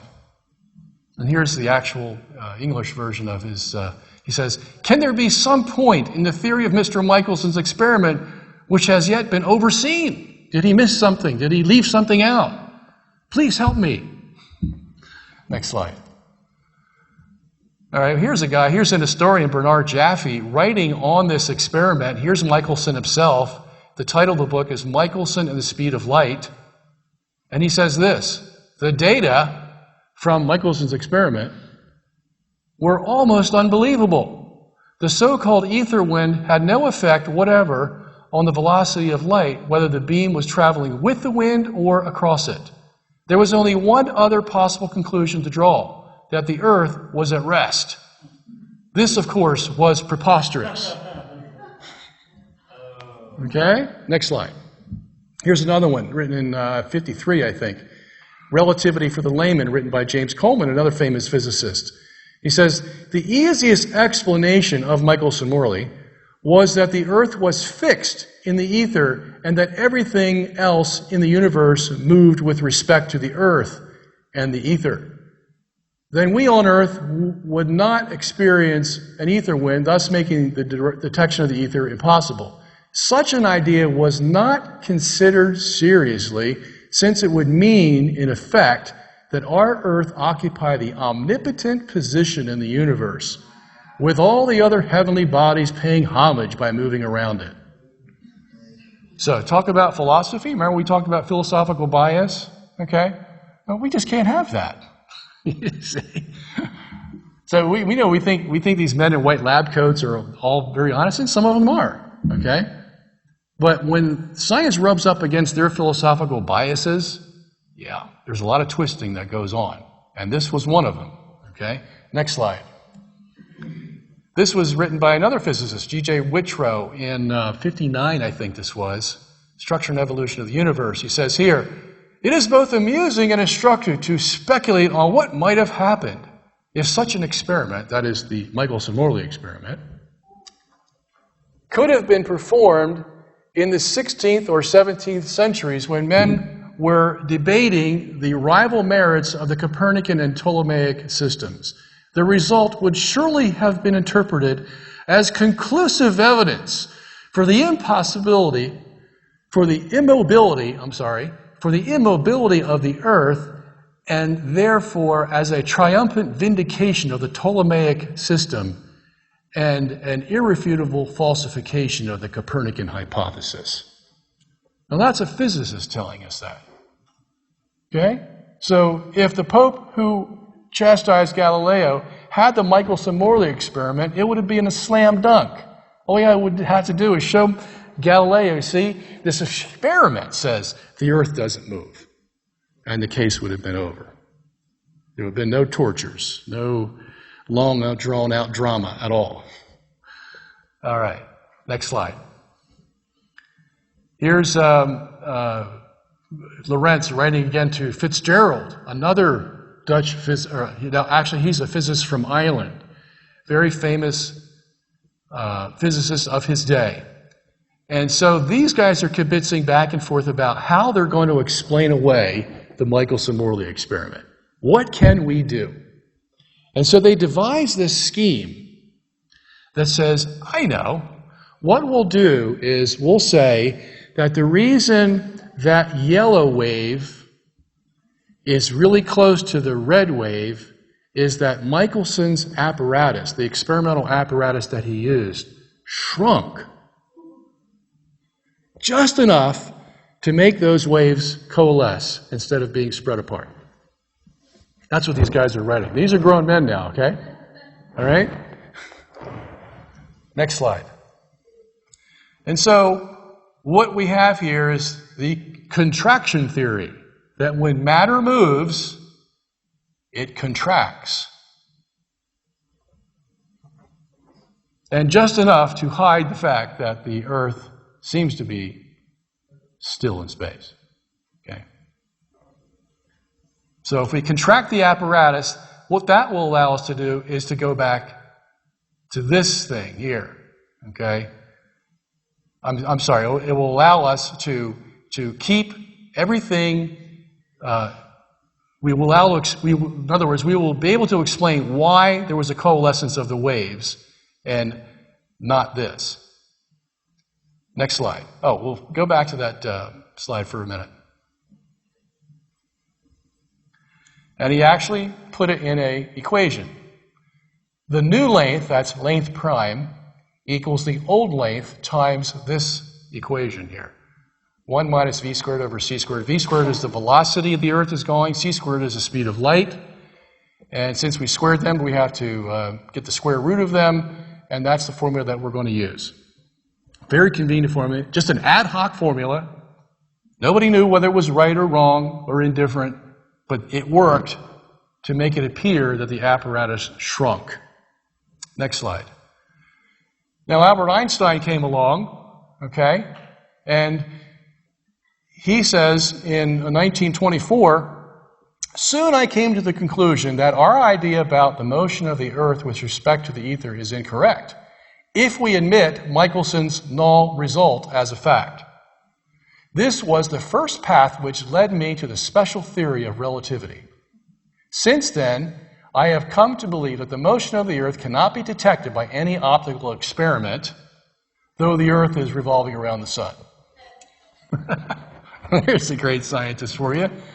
I believe the Earth is going around the sun. I can't tell you why, but it's true nevertheless, you see. All right? That's what he's telling us. All right? So basically all he can say is, well, we'll just have to throw up our hands and say, we can't prove it by any experiment, but we really do know that it's the truth. Next slide. So in 1971, a biography is written about Einstein, and here it talks about the Michelson-Morley experiment. It says here, in the United States, Albert Michelson and Edward Morley had performed an experiment which confronted scientists with an appalling choice. Designed to show the existence of the ether, at that time considered essential, it had yielded a null result, leaving science with the alternatives of tossing aside the key which had helped to explain the phenomenon of electricity, magnetism, and light, or of deciding that the Earth was not in fact moving at all. Okay, so they knew what the choices were. Choice A was the Earth isn't moving. Choice B, well, we know that Lorentz said there's a contraction of the apparatus because the Earth and the apparatus are moving against this ether stuff out in space. Okay? Next slide. Here's another part of that same book.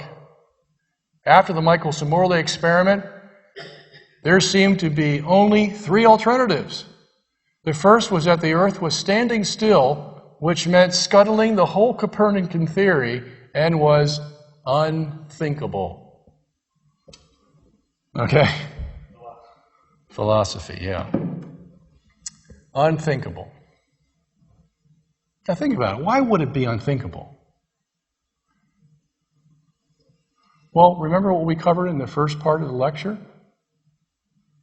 Because if the Bible's true, when it says that the Earth doesn't move, what does that do for the rest of society? What does that do for the church who stuck up for it? What does that do for the atheist who now finds out, wow, the Earth is in the center of the universe? You mean I can't escape somewhere out there in the recesses of space and pretend that I don't exist? I actually have to be answerable to God? That's what it does. That's why it's unthinkable. You see? Because Copernicus made us all safe. He took us out from the center.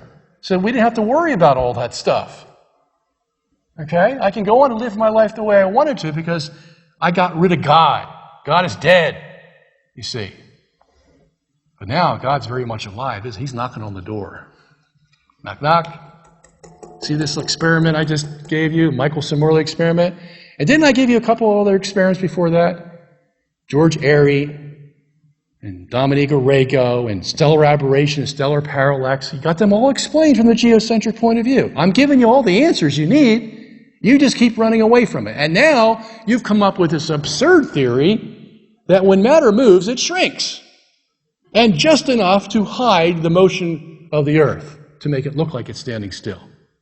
Wow, you guys are too much. I can just see God saying that. I really can. Okay. So Einstein had a choice. Admit the earth is not moving through the ether, or get rid of the ether and say the earth is moving, but we can't detect it. Now, why did he want to get rid of the ether? Well, because he realized that Lorentz's idea that there would be a contraction of matter if the earth was moving through the ether, isn't going to work. The reason why is because this ether out in space was previously thought to be without friction. That the planets could move without friction and they could go the speed they wanted and not be impeded in any way by this ether. So that was the idea of ether. But now Lorentz is coming along and saying, well, no, the ether does have some friction. It actually has enough friction to contract matter in Michelson's experiment to make it look like the earth is standing still. And I said, oh, you can't do that. Because there is no proof for that. You're just making an ad hoc assumption. Okay? But Einstein still needed Lorentz's theory that matter was shrinking. Because that's the only way you can explain the Michelson-Morley experiment, you see. The only thing he disagreed with was how Lorentz got to that shrinking.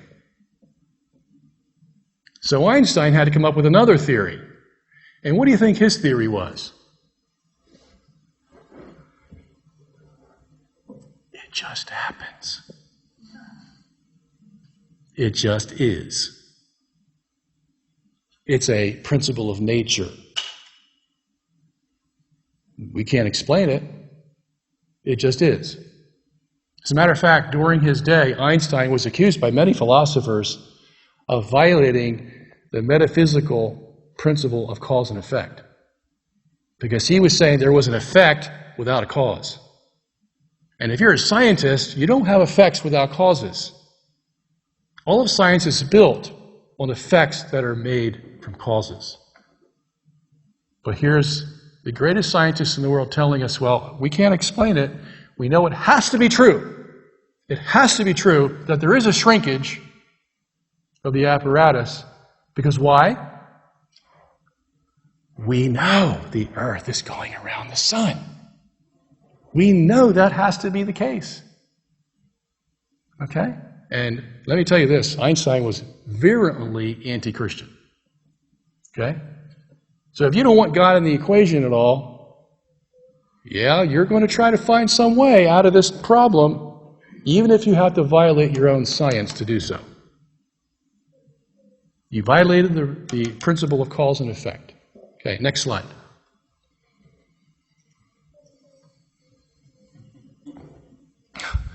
He says in his book, if Michelson-Morley is wrong, then relativity is wrong. Translation, if someone proves ether exists, my relativity theory is totally destroyed. So he got rid of the ether because he's told Lorentz it wouldn't work. He made up this idea that you can have a cause without an effect. And he says, if you can prove that ether exists, then I'm totally through. I don't have any answers for you. Okay? Next slide. And one of his greatest opponents, Charles Lane Poore of Columbia University, physicist, PhD, said, if it should develop that there is a measurable ether drift, then the entire fabric of the relativity theory would collapse like a house of cards in a second. Next slide. Here's all the guys that found ether after Einstein. Okay? All of them. You ever hear about any of those guys? Nope. You might hear one or two of them. Okay. Next slide. There was a guy, Dr. Miller, Dayton Miller, who did experiments. Michelson Morley did 36 trials in their experiment in 1887. This guy did 100,000 trials just to make sure he got it right. And every time he did the experiment, what did he get? The same ether that Michelson Morley got. Okay? Next slide. And so Einstein hired this guy named Robert Shanklin to discredit Miller and his results. And so Shanklin went in there to check on Miller's results, and he said, well, it seems to be a heat problem here. Because if you have heat in any of these very sensitive experiments, it could foil the experiments. Okay? And Miller said, there's no heat problem here. Okay? At least nothing negligible enough to distort the experiment. But just in case, I'm going to do them all over again. And we're going to fix the heat problem.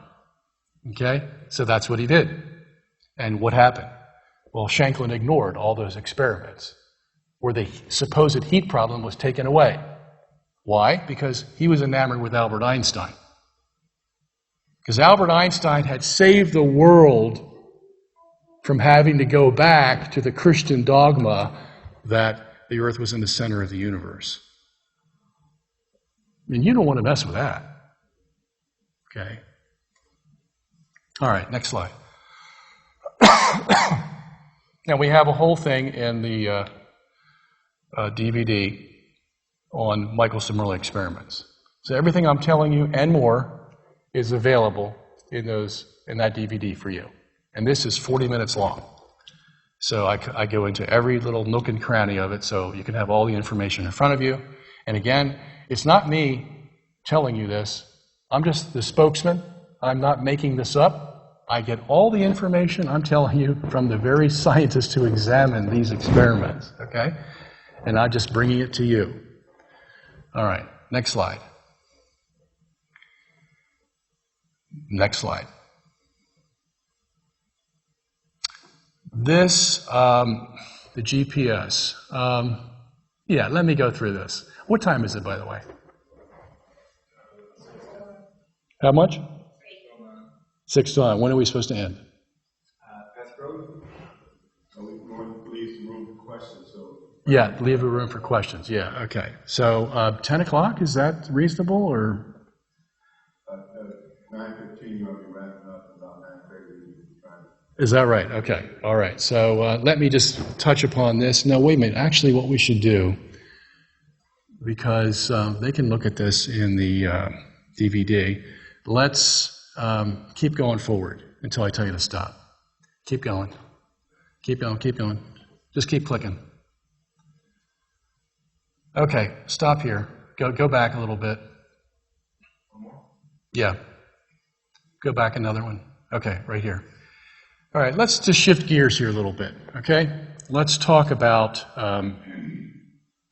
what they were beginning to see in their telescopes around the 1920s and 30s, okay? This guy, Edwin Hubble, he's the guy that the Hubble Space Telescope is named after, okay? Very famous astronomer. He looked out in his telescope for the first time from Mount Wilson, first time in history. Somebody was able to look at through a telescope at the distant galaxies. Can you imagine how he felt? Seeing all these little spiral galaxies and everywhere. But what he found was something that he just didn't like. Every galaxy that he looked at, north, south, east, west, sideways, backwards, whatever way he looked, he saw all these galaxies had one particular feature. And they were all redshifted. Now, that doesn't mean much to you. When you see a sunset, the sun is redshifted. Okay? When you see it overhead at noon, there's no shift. You just get that pure light. Okay? But the light is magnified when it comes through us to us at the sunset, so we see red in the sun. Okay? And that's because the wavelength of the light is stretched a little bit, and you'll see red. If it's shortened, you'll see blue. All right? What he saw in every galaxy that he looked at was red. And he said, that's peculiar, because that puts us in the center of the universe. Because if I wasn't in the center, what I should see if I looked over here is blue, and there blue, and maybe over here red, and there red, but I shouldn't see red everywhere. I shouldn't see the same symmetrical pattern. But he did. Okay, so what did he say? Next slide. Such a condition would imply that we occupy a unique position in the universe, analogous in a sense to the ancient conception of a central Earth. The hypothesis cannot be disproved, but it is unwelcome and would be accepted only as a last resort in order to save the phenomena. Therefore, we disregard this possibility and consider the alternative, namely a distribution which thins out with distance. That's another topic, but look at that emotional reaction he has. We just can't accept this. Okay? Haven't we seen that over and over again? Okay? Philosophical bias to the scientific evidence. What? Like a trend. Yeah, a trend. All right, so there we have it. Okay, so what did he do? Well, you thought Lorentz's shrinking of matter was kind of weird, and Einstein say the shrinking happened, but I don't know, can't tell you why. You think that was weird? Well, look what this guy does. Next slide. Oh, by the way, here's Stephen Hawking saying the same thing. He basically says, if we see red everywhere, that means we're in the center of it all. Okay? Next slide. Next slide. Okay, so go back one slide. So Hawking comes up with a ingenious proposal here following Hubble. Hubble was the first one to think of this. Hubble says, okay, let's do this. You know this big ball that we're all talking about where we see the red everywhere? Well, let's just take the center out of it. We'll just suck all the air out of this balloon, or out of this ball, and we'll take all the matter out of this ball, and we'll just make it a balloon surface. So there's nothing in the center anymore. We're just little dots on the surface of a balloon. And if I blow up that balloon, it's going to get bigger. And what it's going to do is all the galaxies that are on that balloon, they're all going to be spreading out. They're all going to be spreading out. And when I look at them, if I'm on this galaxy here and I look at this galaxy over here, what am I going to see? I want to see a redshift. And if I'm on this galaxy here and I look at this galaxy here, what am I going to see? Redshift. Okay? So you see what they did? They didn't like the Earth being in the center, so they took the center out. And they put us on the surface of a balloon. Do you ever hear this thing called the Big Bang? Well, that's what that was. You see, if you have a big explosion and you want to get rid of the Earth in the center, well, you just put all the galaxies on the surface of that explosion. And as it keeps exploding and expanding out, it's Big Bang, expansion of the universe. We've heard of that, the universe expanding. That's why they created it. Because they put the galaxies on the edge of that expansion, and all we can see now is redshift. And that's the explanation for redshift. When the easiest explanation is that we are actually in the center. And that's why Hubble saw the redshift everywhere in the galaxies. Okay? All right, so let's cover one more topic, and then we'll call it a night. Keep going. Keep going. Keep going. Okay. Let's stop right here. Go back one slide. In 1963, these two gentlemen named Penzias and Wilson, anybody ever heard of them before? Okay. They, by accident, discovered through their telescope, radio telescope, the cosmic microwave background radiation. This is a microwave, like your microwave oven, okay? Those microwaves basically are all around us, and they come from every place in the universe. It's ubiquitous, okay? Very slight, but we can measure them. They're only 2.75 degrees Kelvin for heat temperature of the energy they create in being waves, but they're there, okay? So they discovered this. And everybody said, oh, I know where that comes from. That comes from the Big Bang. Yeah, because when the Big Bang first started, it was 3,000 degrees Kelvin. And then after billions of years, it began to cool as it expanded. And so now it's 2.75 degrees Kelvin. That's where it's all coming from. It had to fit like a glove, you know? It was just remarkable. They really thought they had won the war. And then in 1978, people began to say, well, you know what? If you actually look at that microwave radiation out there, it's not smooth like it should be. It's not equally distributed like it should be if you had an explosion. Because an explosion has to go symmetrical everywhere, and you have to have a homogeneous, like homogenized milk. Okay? But what they found was that this microwave energy out there wasn't like homogenized milk. It was more like lumpy milk that we used to get in the bottles. Okay? It was lumpy everywhere. And here are the lumps. See those different colors there? Lump here, lump here, lump here, lump there. These all were different temperatures of the microwave radiation. Very slight differences, but they were still differences. Okay? So it wasn't good for the Big Bang, because the Big Bang never predicted this. Okay? All right, next slide. So they sent up a probe in the 1990 called the Kobe probe. Well, let's make sure that this is right, because we just saw it through telescopes before. Let's send up a probe out in space without any atmospheric distortion or anything to get in the way, and let's see what it finds. So here's what it came back with. Okay, same thing. Now this is the Milky Way getting in the way, so don't worry about that. But look how lumpy that is. Okay, so they had a problem. Not only was this microwave energy lumpy, but it was lumpy around the Earth. In other words, the lumpiness was only in certain pockets. So let's say this is the 23.5 degree axis that we all know about from the heliocentric view, right? Okay? So what they found was that the lumpiness, there would be a lump here and a lump there, and a lump here, and a lump there, and a lump here, and a lump there, all the way to the edge of the universe. And then on the other side too. There's a lump here, a lump there, a lump here, a lump there. So what would that tell you if you were an astronomer? Yeah, the whole universe is aligned with the Earth. The ecliptic of the Earth. 23.5 degree tilt. Okay? The whole universe. You know what that's like saying?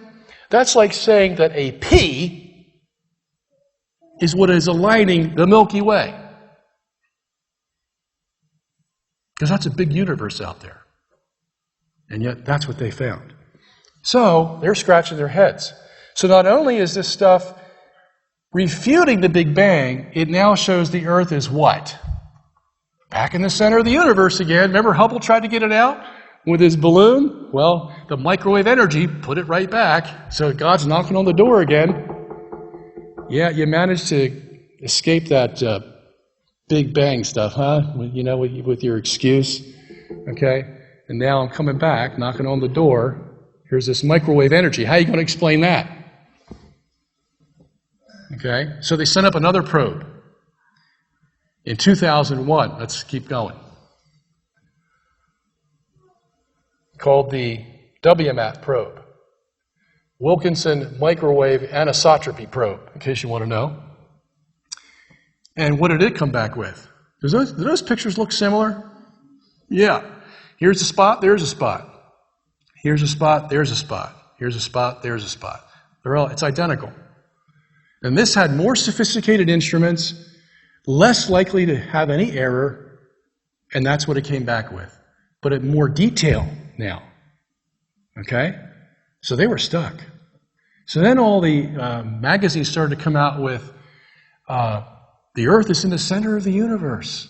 I could show you the magazine clips. They're all on the DVD. You can see them yourself. Major scientists of the world saying that the Earth is in the center of the universe. The universe is aligned with the Earth. Blah, blah, blah, all kinds of titles. And you know what they called it? In 2004, there was a paper written, and they called it the axis of evil. Yeah. Remember that axis I told you about? That 23.5 degree tilt with the lumps on either side of it, all the way to the edge of the universe? They called that the axis of evil. And they got that from President Bush when he was in Iraq in 2004 fighting the axis of evil. Okay, so that was a natural title to use. The axis of evil. Well, why is it evil for them? Because it totally defies the Copernican principle. Totally defies it. Because there shouldn't be any directions in space, especially not one that goes from one edge of the universe to the other, right through the Earth. Can't have that. Okay, next slide. And this is more technical stuff. I won't tell. Oh, okay. Okay. Here's another problem. You had these two axes here, and this is the one I just told you about. Okay, that tilt there, 23.5 degree tilt. Okay. Then they found another one, another axial arrangement with the microwave radiation. And guess what this one did? This one went right through the equator of the Earth. Okay. Lump here, lump here, lump here, lump here, okay? And they called that the dipole, because basically there were two big poles, one over here that was blue, one over here that was red.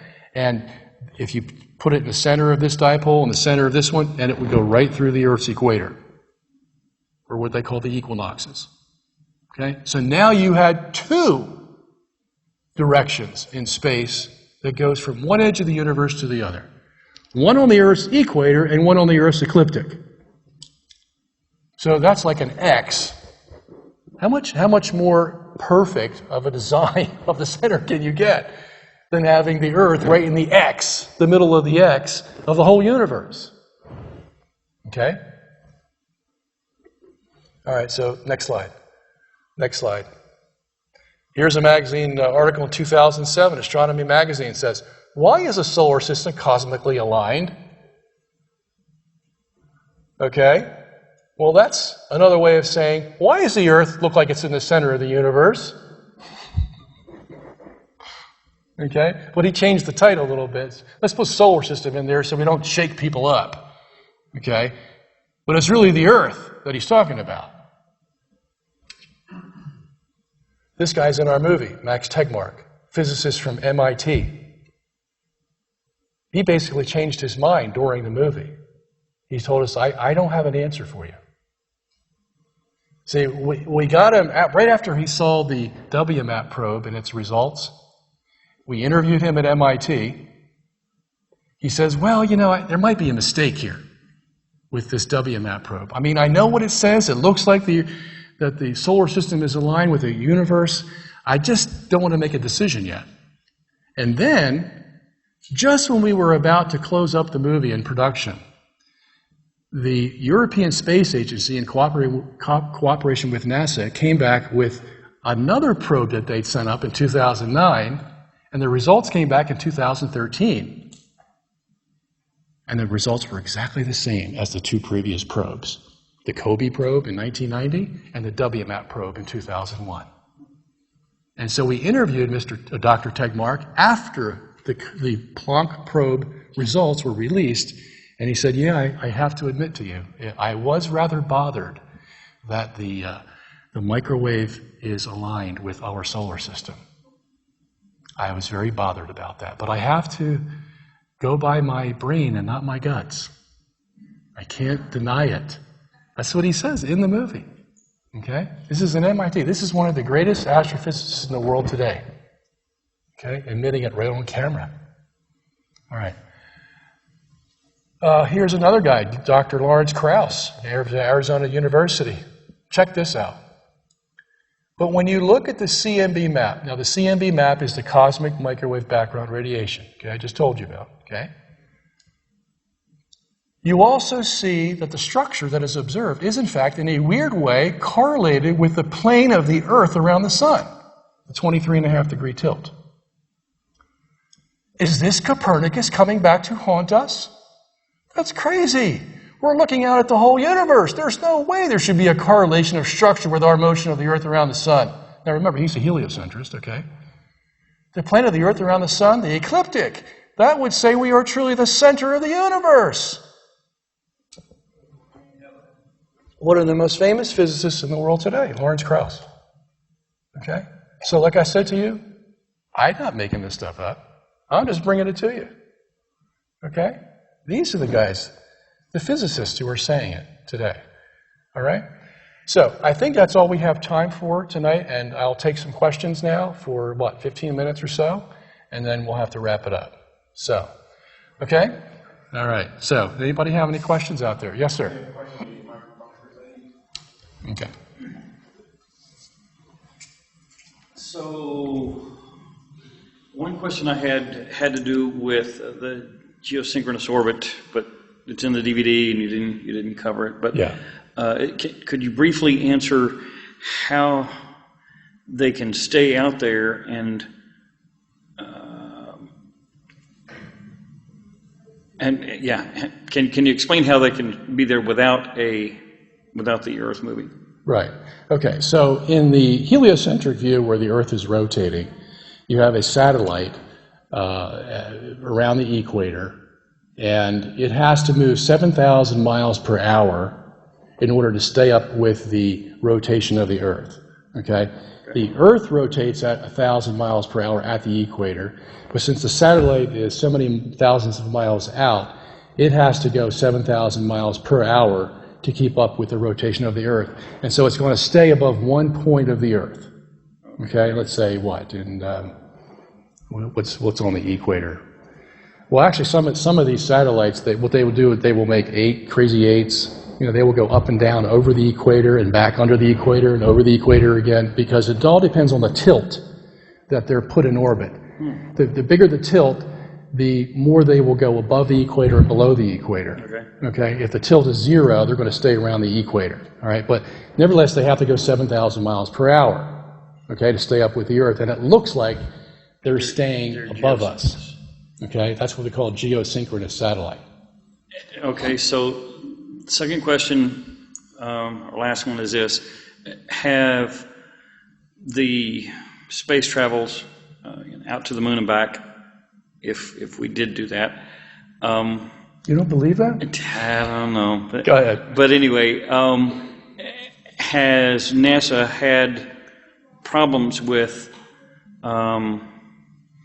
their calculations, I guess? Has this affected their calculations any? No. Or would the calculations be the same? Remember the side-by-side diagrams we showed you? Mm-hmm. The distances, the speeds are all exactly the same. So their theories of what it takes to go from this point around this orbit to make it out to the moon and land and come back wouldn't have been affected either way? Not be affected. Wow. Yep. As a matter of fact, when they send up satellites that are near the Earth, they use the geocentric system. Okay? Because it's a lot easier than using the solar barycentric system. Okay? Now, you can use the solar barycentric system if you want to, and they use it sometimes to send out a probe to Pluto or whatever, but it doesn't make any difference because the Earth-centered inertial frame and the solar barycentric frame are basically giving you the same answers because all the gravitational forces are the same. All the distances are the same. Yeah, okay? As a matter of fact, they actually use the Earth-centered inertial frame to check on the solar barycentric frame because it's so precise. And that's natural because the Earth is here. We can check things out better than in the sun, yeah. Okay? Yes? I guess I'm trying to come up with a question now the more I stare at that, and I probably need to sit and stare at this picture here for 3 hours or so. But I guess my original thought was I noticed the planets and all 3 of the other planets on there in the geocentric view cross the orbit of the sun, which they don't in heliocentrism. And they're all crossing the orbit, and I'm wondering why they don't crash into the sun if that's the case. And that's an optical illusion. It is? Yeah. Okay. Yeah. I'm going to sit, like I said, I think I'm going to stare at that for the next 15 minutes. Thank you. Yeah. Dr. Sungenis, thank you for making it out this week rather than last week. I had 2 questions. One about the rotation of the Earth itself. I wanted to know if you thought that actually happens, and because I maybe you already mentioned that. And I wanted to talk, about if we are at the center of the universe, the calculated speeds that everything is going around. So in your explanation, does the Earth actually spin on an axis? No. Okay. Yeah. So it would be fixed. So the sun goes around every day. Right. Actually, the universe is going around every day. Okay. And carry the stars and the sun with it. Understand. Yeah. Okay. So what kind of speeds are we talking about at the known calculated outer edges? Tremendous speeds. Okay. Okay. But remember that quote from Steven Weinberg? He said that general relativity, because of the nature of relativity, has to allow for both. And so he said, in that case, there will be tremendous centrifugal forces created if that universe is going around a fixed Exactly. Earth. Yeah. Okay? So that's allowed by the math of general relativity. Okay. So what we'll say to them is, okay, if you use your own mathematics in your own physics, what you just described is totally allowed. Now, how do we explain that? Well, the geocentrists would have an easy way to explain that, because unlike Einstein, who didn't believe there was an ether out in space, okay, well, actually, he did change his mind in 1920. He took the ether back that he rejected. I remember something about that, yeah. Yeah, but it wasn't ponderable ether. But quantum mechanics was a problem for Einstein because they did find an ether. Right. They called it the Planck particles out there. And so we know that space is not empty. It's filled with something, and it's very small. An electron is 10 to the minus 13 centimeters. A Planck particle is 10 to the minus 33 centimeters. So it's 20 degrees smaller than an electron. That's what quantum mechanics tells us makes up space. Right. If that's the case, that universe could spin 1 trillion times faster than it does now, and it would never be affected. Right. And so that would obviously break any sort of idea of light speed, right? Are we talking about? Right. Okay, right. Now, but because that has been proven. There are things that go faster than that speed. Yeah. And even general relativity theory says that light can go any speed. Right, allows It was for only that. special relativity that said light can only go 186,000 All miles. right, that answers the question. Thank you. Okay. All right. And just one more point about that is the reason Einstein wanted to make light go only 186,000 miles for the special relativity was he had to keep the Earth moving. If he let the speed be any more than that, then the Earth would be still. Would be still. Okay. Yeah. All right, thank you. So you had to have a constant. That was his absolute, light. You either made the Earth constant, that is not moving, or you made light constant. What's your choice? Well, if you're an atheist and you don't want the Earth to be in the center, what are you going to say? We'll make light constant. But then he found out, when he made his general relativity theory in 1915, that he couldn't keep light constant. And he had to admit that it can go any speed. Oh, but we'll just slip that one under the rug and just pretend nobody really heard that one. And you won't see it much in the physics books. You'll see it in some of them where they admit that. But doesn't everybody in the world talk about, well, nothing can go faster than the speed of light? There was a recent But- experiment where they slowed down time. Yeah, they can slow up, they can speed it up, they can do a lot of things with it. Yeah. The question is, in Einstein's formulation of in vacuo, that is, in space, will light speed change? And it does change. There's no place in the universe that fits the special relativity theory because there's no place that doesn't have inertial forces of gravity. Okay? Okay. Yes, sir. Yes, this is kind of minor compared to that last question, but why did you say that the sunset is redshifted? Well, just to give an analogy of what a redshift is, because the wavelength of the light is stretched, and that is because the light has to travel longer from the sun to the observer on Earth than he would if the sun was overhead. Oh, thank you. Okay. Yeah. Okay, I hadn't quite picked up. Are you saying the Earth does not move at all? At all, It does yeah. not turn? Right. Does It not just- turn and does not go around the sun. Okay. Okay. And I must say that when the church was dealing with Galileo, they insisted on both those options. The Earth does not go around the sun and does not rotate. Yes.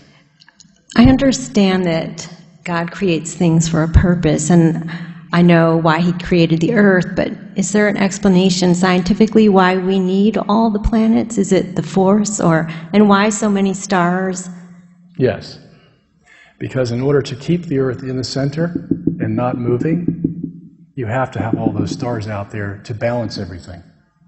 In order to have the seasons, you have to have a strong enough star field that it can raise the sun up and bring it down, raise it up and bring it down, you see.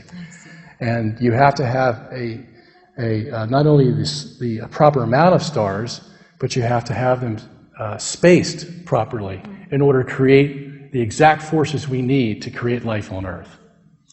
You can't be any different than what it is today. So let me guess, you don't believe in life on other planets? Right.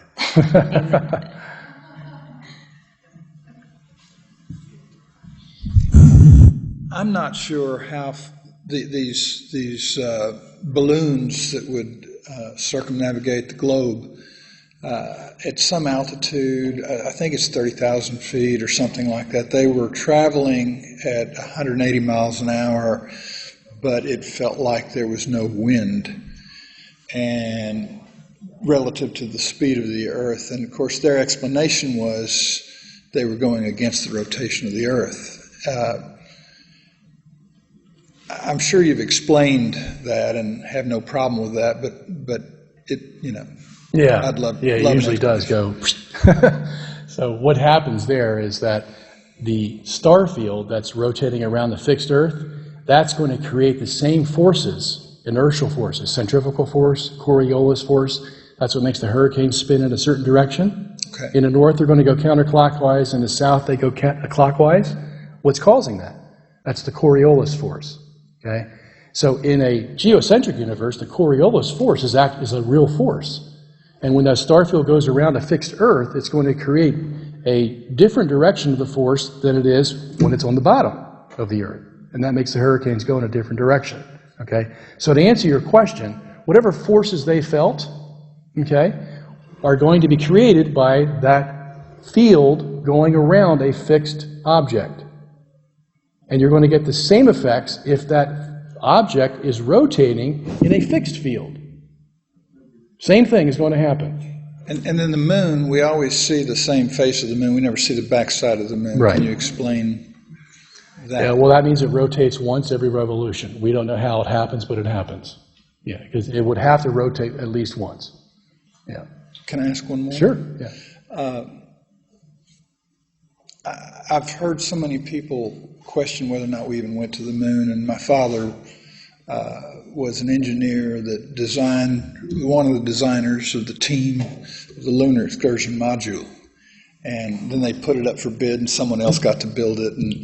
But I remember when we're having trouble getting home and things like that from I guess it was Apollo 13, how they'd all be called back in to go into the simulators and figure out how are they going to re-enter the Earth's atmosphere and so forth. And I just wonder your opinion on that subject of the reality, because I know my dad went to his grave believing that he was a part of the team that put man on the moon. Mm-hmm. So I'd just love to hear what you had to say about that. Yeah, I think the difficulty is I have no problem believing that satellites can go to the moon and we could actually crash into the moon, or they crash into Mars or land on Mars. I mean, they've had successes and failures either way. The problem is putting a man in space. That's the issue. Can a man survive in space with all the radiation that he would be bombarded with? And a little tiny spaceship with aluminum hulls that are like this thick is not going to stop the radiation that's in space. And they're lethal. The radiation is lethal. So that's where all the hubbub is, you know, can we send a man to the moon where even on the moon the radiation is intense? And I don't know. In that light, I don't know. I don't know that they could actually make a spaceship and a space suit to protect a man for that long a period of time, that far out in space. I sincerely doubt that could happen, but I don't know for sure. And that's where I left it. Because I have to use my common sense about spaceships being able to go. I know they send them out. I know the satellites are out there, okay? But they don't have human skin and hearts and brains and all that. So that's where I have to leave it. Okay. Are you making reference to the Van Allen? Yeah, the Van Allen belts, and there's other cosmic radiation out there, even more than the Van Allen belts. But that's the most intense radiation. What did Tesla think? Because Tesla was a pretty smart guy, and they kind of wanted to disprove a lot of what he had to, say. Well, how did he, do you know how he... He never dabbled in this. He didn't dabble in it He at knew all. about Mach and Einstein and Newton, but he never developed any kinds of theories. He was more into the gravity forces and electricity and things of that nature. Okay. And most of those kinds of engineers or physicists are not familiar with this at all. Okay, so he didn't really have anything to say. Yeah. And when you were saying that every star does their own little rotation? Little revolution. Everyone, yeah. What's the purpose? Well, it's not a purpose. It's just a artifact of the fact that either the Earth is going around the sun, okay, or the whole universe is going around the Earth. Okay. Because as it does, it wobbles a little bit, okay, and it's going to create a circle in the north. It's going to create an ellipse in 45-degree angle, and it's going to create a hyperbola on the equator. Okay. Because of the way the universe is moving. As it's rotating, it's also shifting just a little bit over the course of a year. And that's why it looks like the stars are moving. Oh. They're not really moving, but it looks like they're moving from our vantage point. Just like in the retrograde motion of Mars, okay, from our vantage point, it looks like Mars is actually going back and forth, but it's not. It's still going in the same direction. It all depends on what the angle is you're looking at something. That's going to determine what it looks like. And then, is there any reason about how far the sun is from the Earth? Any reason? Or not reason? Is there any? He wanted to ask that. And on an average of 93 million miles. Okay, so you have 91 million in the winter and 94 million in the summer. Okay, so. And there's a reason for that, because you have to have, if the sun has a certain size, okay, it has a certain measure of heat.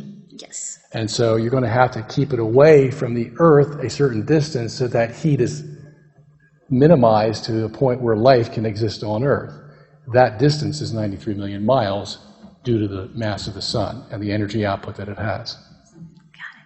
Thank you very much. And now that's an important point, though, because you wanted me to bring it up. If the sun were any bigger, okay, even slightly bigger, or slightly smaller, there could be no life on Earth. If the sun was even a little closer, 1 million or so miles closer, or 1 million or so miles further away, there could be no life on Earth. Wow. We are in the perfect position. Very perfect. For life on Earth, okay? Yeah. Thank you very much. Okay. You said, how many stars did you say there are? There are 22 sextillion stars, yeah. Oh, no, I'm sorry, 5 sextillion stars. Yes. Okay, and 10 to the 22. It takes that many to create the force that we need. Right. So stars are actually, some stars are burning up, right? Some stars, yeah. How does that affect that balance? They are totally outnumbered by the rest of the stars. There's no new stars being created, though. Well, there might be, but we're not going to see it in our lifetime, that's for sure, because a life of a star is a very, very long process, if there is a process. That's just assuming there is a process. That's what astronomers tell us today. We don't know that, and they don't know that, for sure. Okay, but a supernova, for example, even in Galileo's day, there was a supernova. Tycho Brahe saw the supernova, and that actually gave them a whole nother understanding of how the solar system was built, because they used to think it was built on crystalline tubes, that the planets traveled in crystalline tubes. But if there's a supernova or a comet that comes through, you can't have crystal tubes. Okay, so we know there are deaths of stars, there's deaths of comets, or all kinds of things like that, but they're very, very rare. Very, very rare. They're not going to upset the balance that's out there. Okay. Yeah. Not enough. That's like saying, if you go fishing and take some fish out of the sea, is that going to affect the fish population of the ocean? Well, technically, yeah, but practically, no. Or if you spit in the ocean, are you going to make the water level rise? No. There would have to be a significant amount of stars dying. Oh, yeah. To cause a problem with Right. that balance. And when we look out in the stars, what do we see every night? Well, we see the Big Dipper, we see Orion, we see Taurus the Bull, we see them all, and they're all in the same positions. Okay? So we have the preponderance of evidence that nothing's really disturbed out there. Only on rare occasions do we see something like that. Okay, and then you said the the universe is aligned with two angles on the Earth? 2 angles, yeah. The 23.5-degree angle. So the Earth is not tilted 23.5 degrees? No, it's straight up and down. It's the relationship to the sun? That's right. The universe is tilted 23.5 degrees, and we call that the ecliptic. Okay? And the cosmic microwave background radiation is aligned with that. Okay. And then there's a whole other set of across the equator microwave radiation that's aligned with the equator, called the dipole. Okay. Okay. And that's so what it makes forms like that an X. That's right. X marks the spot. X marks the spot. For the center. There you got it. Thank you. Okay, we're done? I have a comment and a question. Okay. I want to get my question in. My comment is that lest anyone should say tonight that what we've heard is what Dr. Robertson Guinness says, I want to read a verse from the Bible. 1 Chronicles 16:30. Fear before him all the earth. The world also shall be stable, that it be not moved. There are folks in this room, I would care to say, that believe the Bible is the Word of God. And I have heard the argument, my question to you, sir, is that when we read this verse, the world also shall be stable, that it be not moved, that some would say, well, that's written from man's perspective, not necessarily from God's perspective. And so as a man, if I go out and repeat God's word, which I'm repeating what God said, which the earth doesn't move, does that make me stupid or does that make me a liar?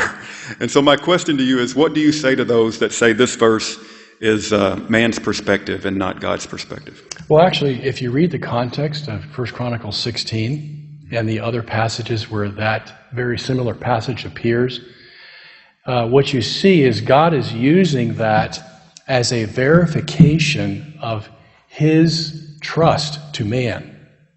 Okay? So it's from God's perspective that it's being said, because God is saying, as the earth doesn't move, so my relationship with you won't move.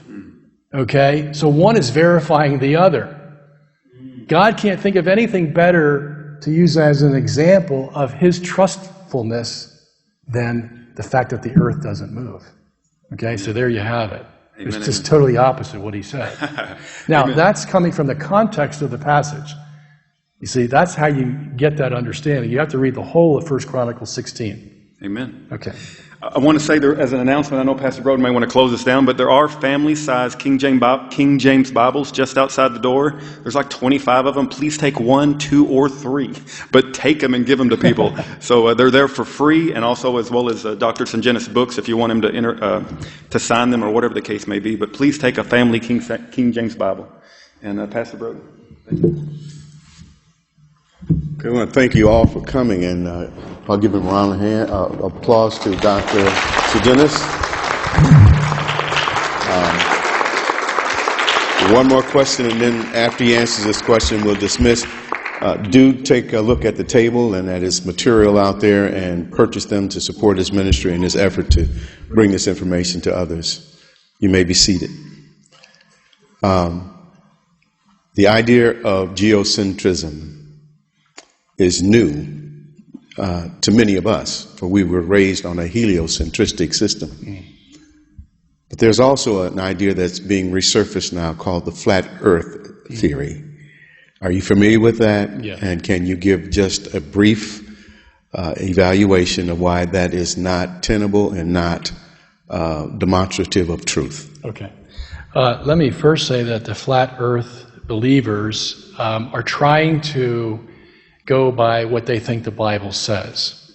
And there is a notion that the Bible says that there is a dome above the earth that separates the waters from the waters, and because it's a dome, the stars have to fit inside this dome, and this dome is only 3,000 miles high.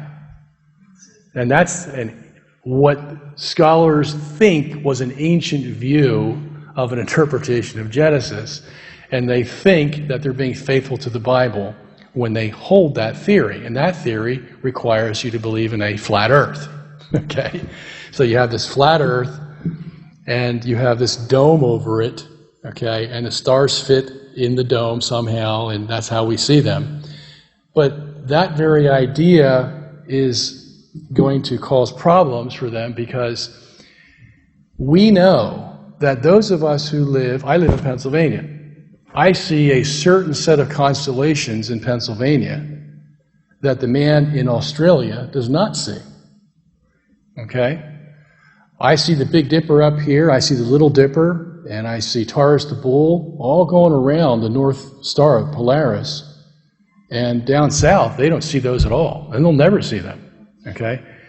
So if that's the case, how do you explain that if you believe that the earth is flat and the only stars that exist are those that are inside this dome?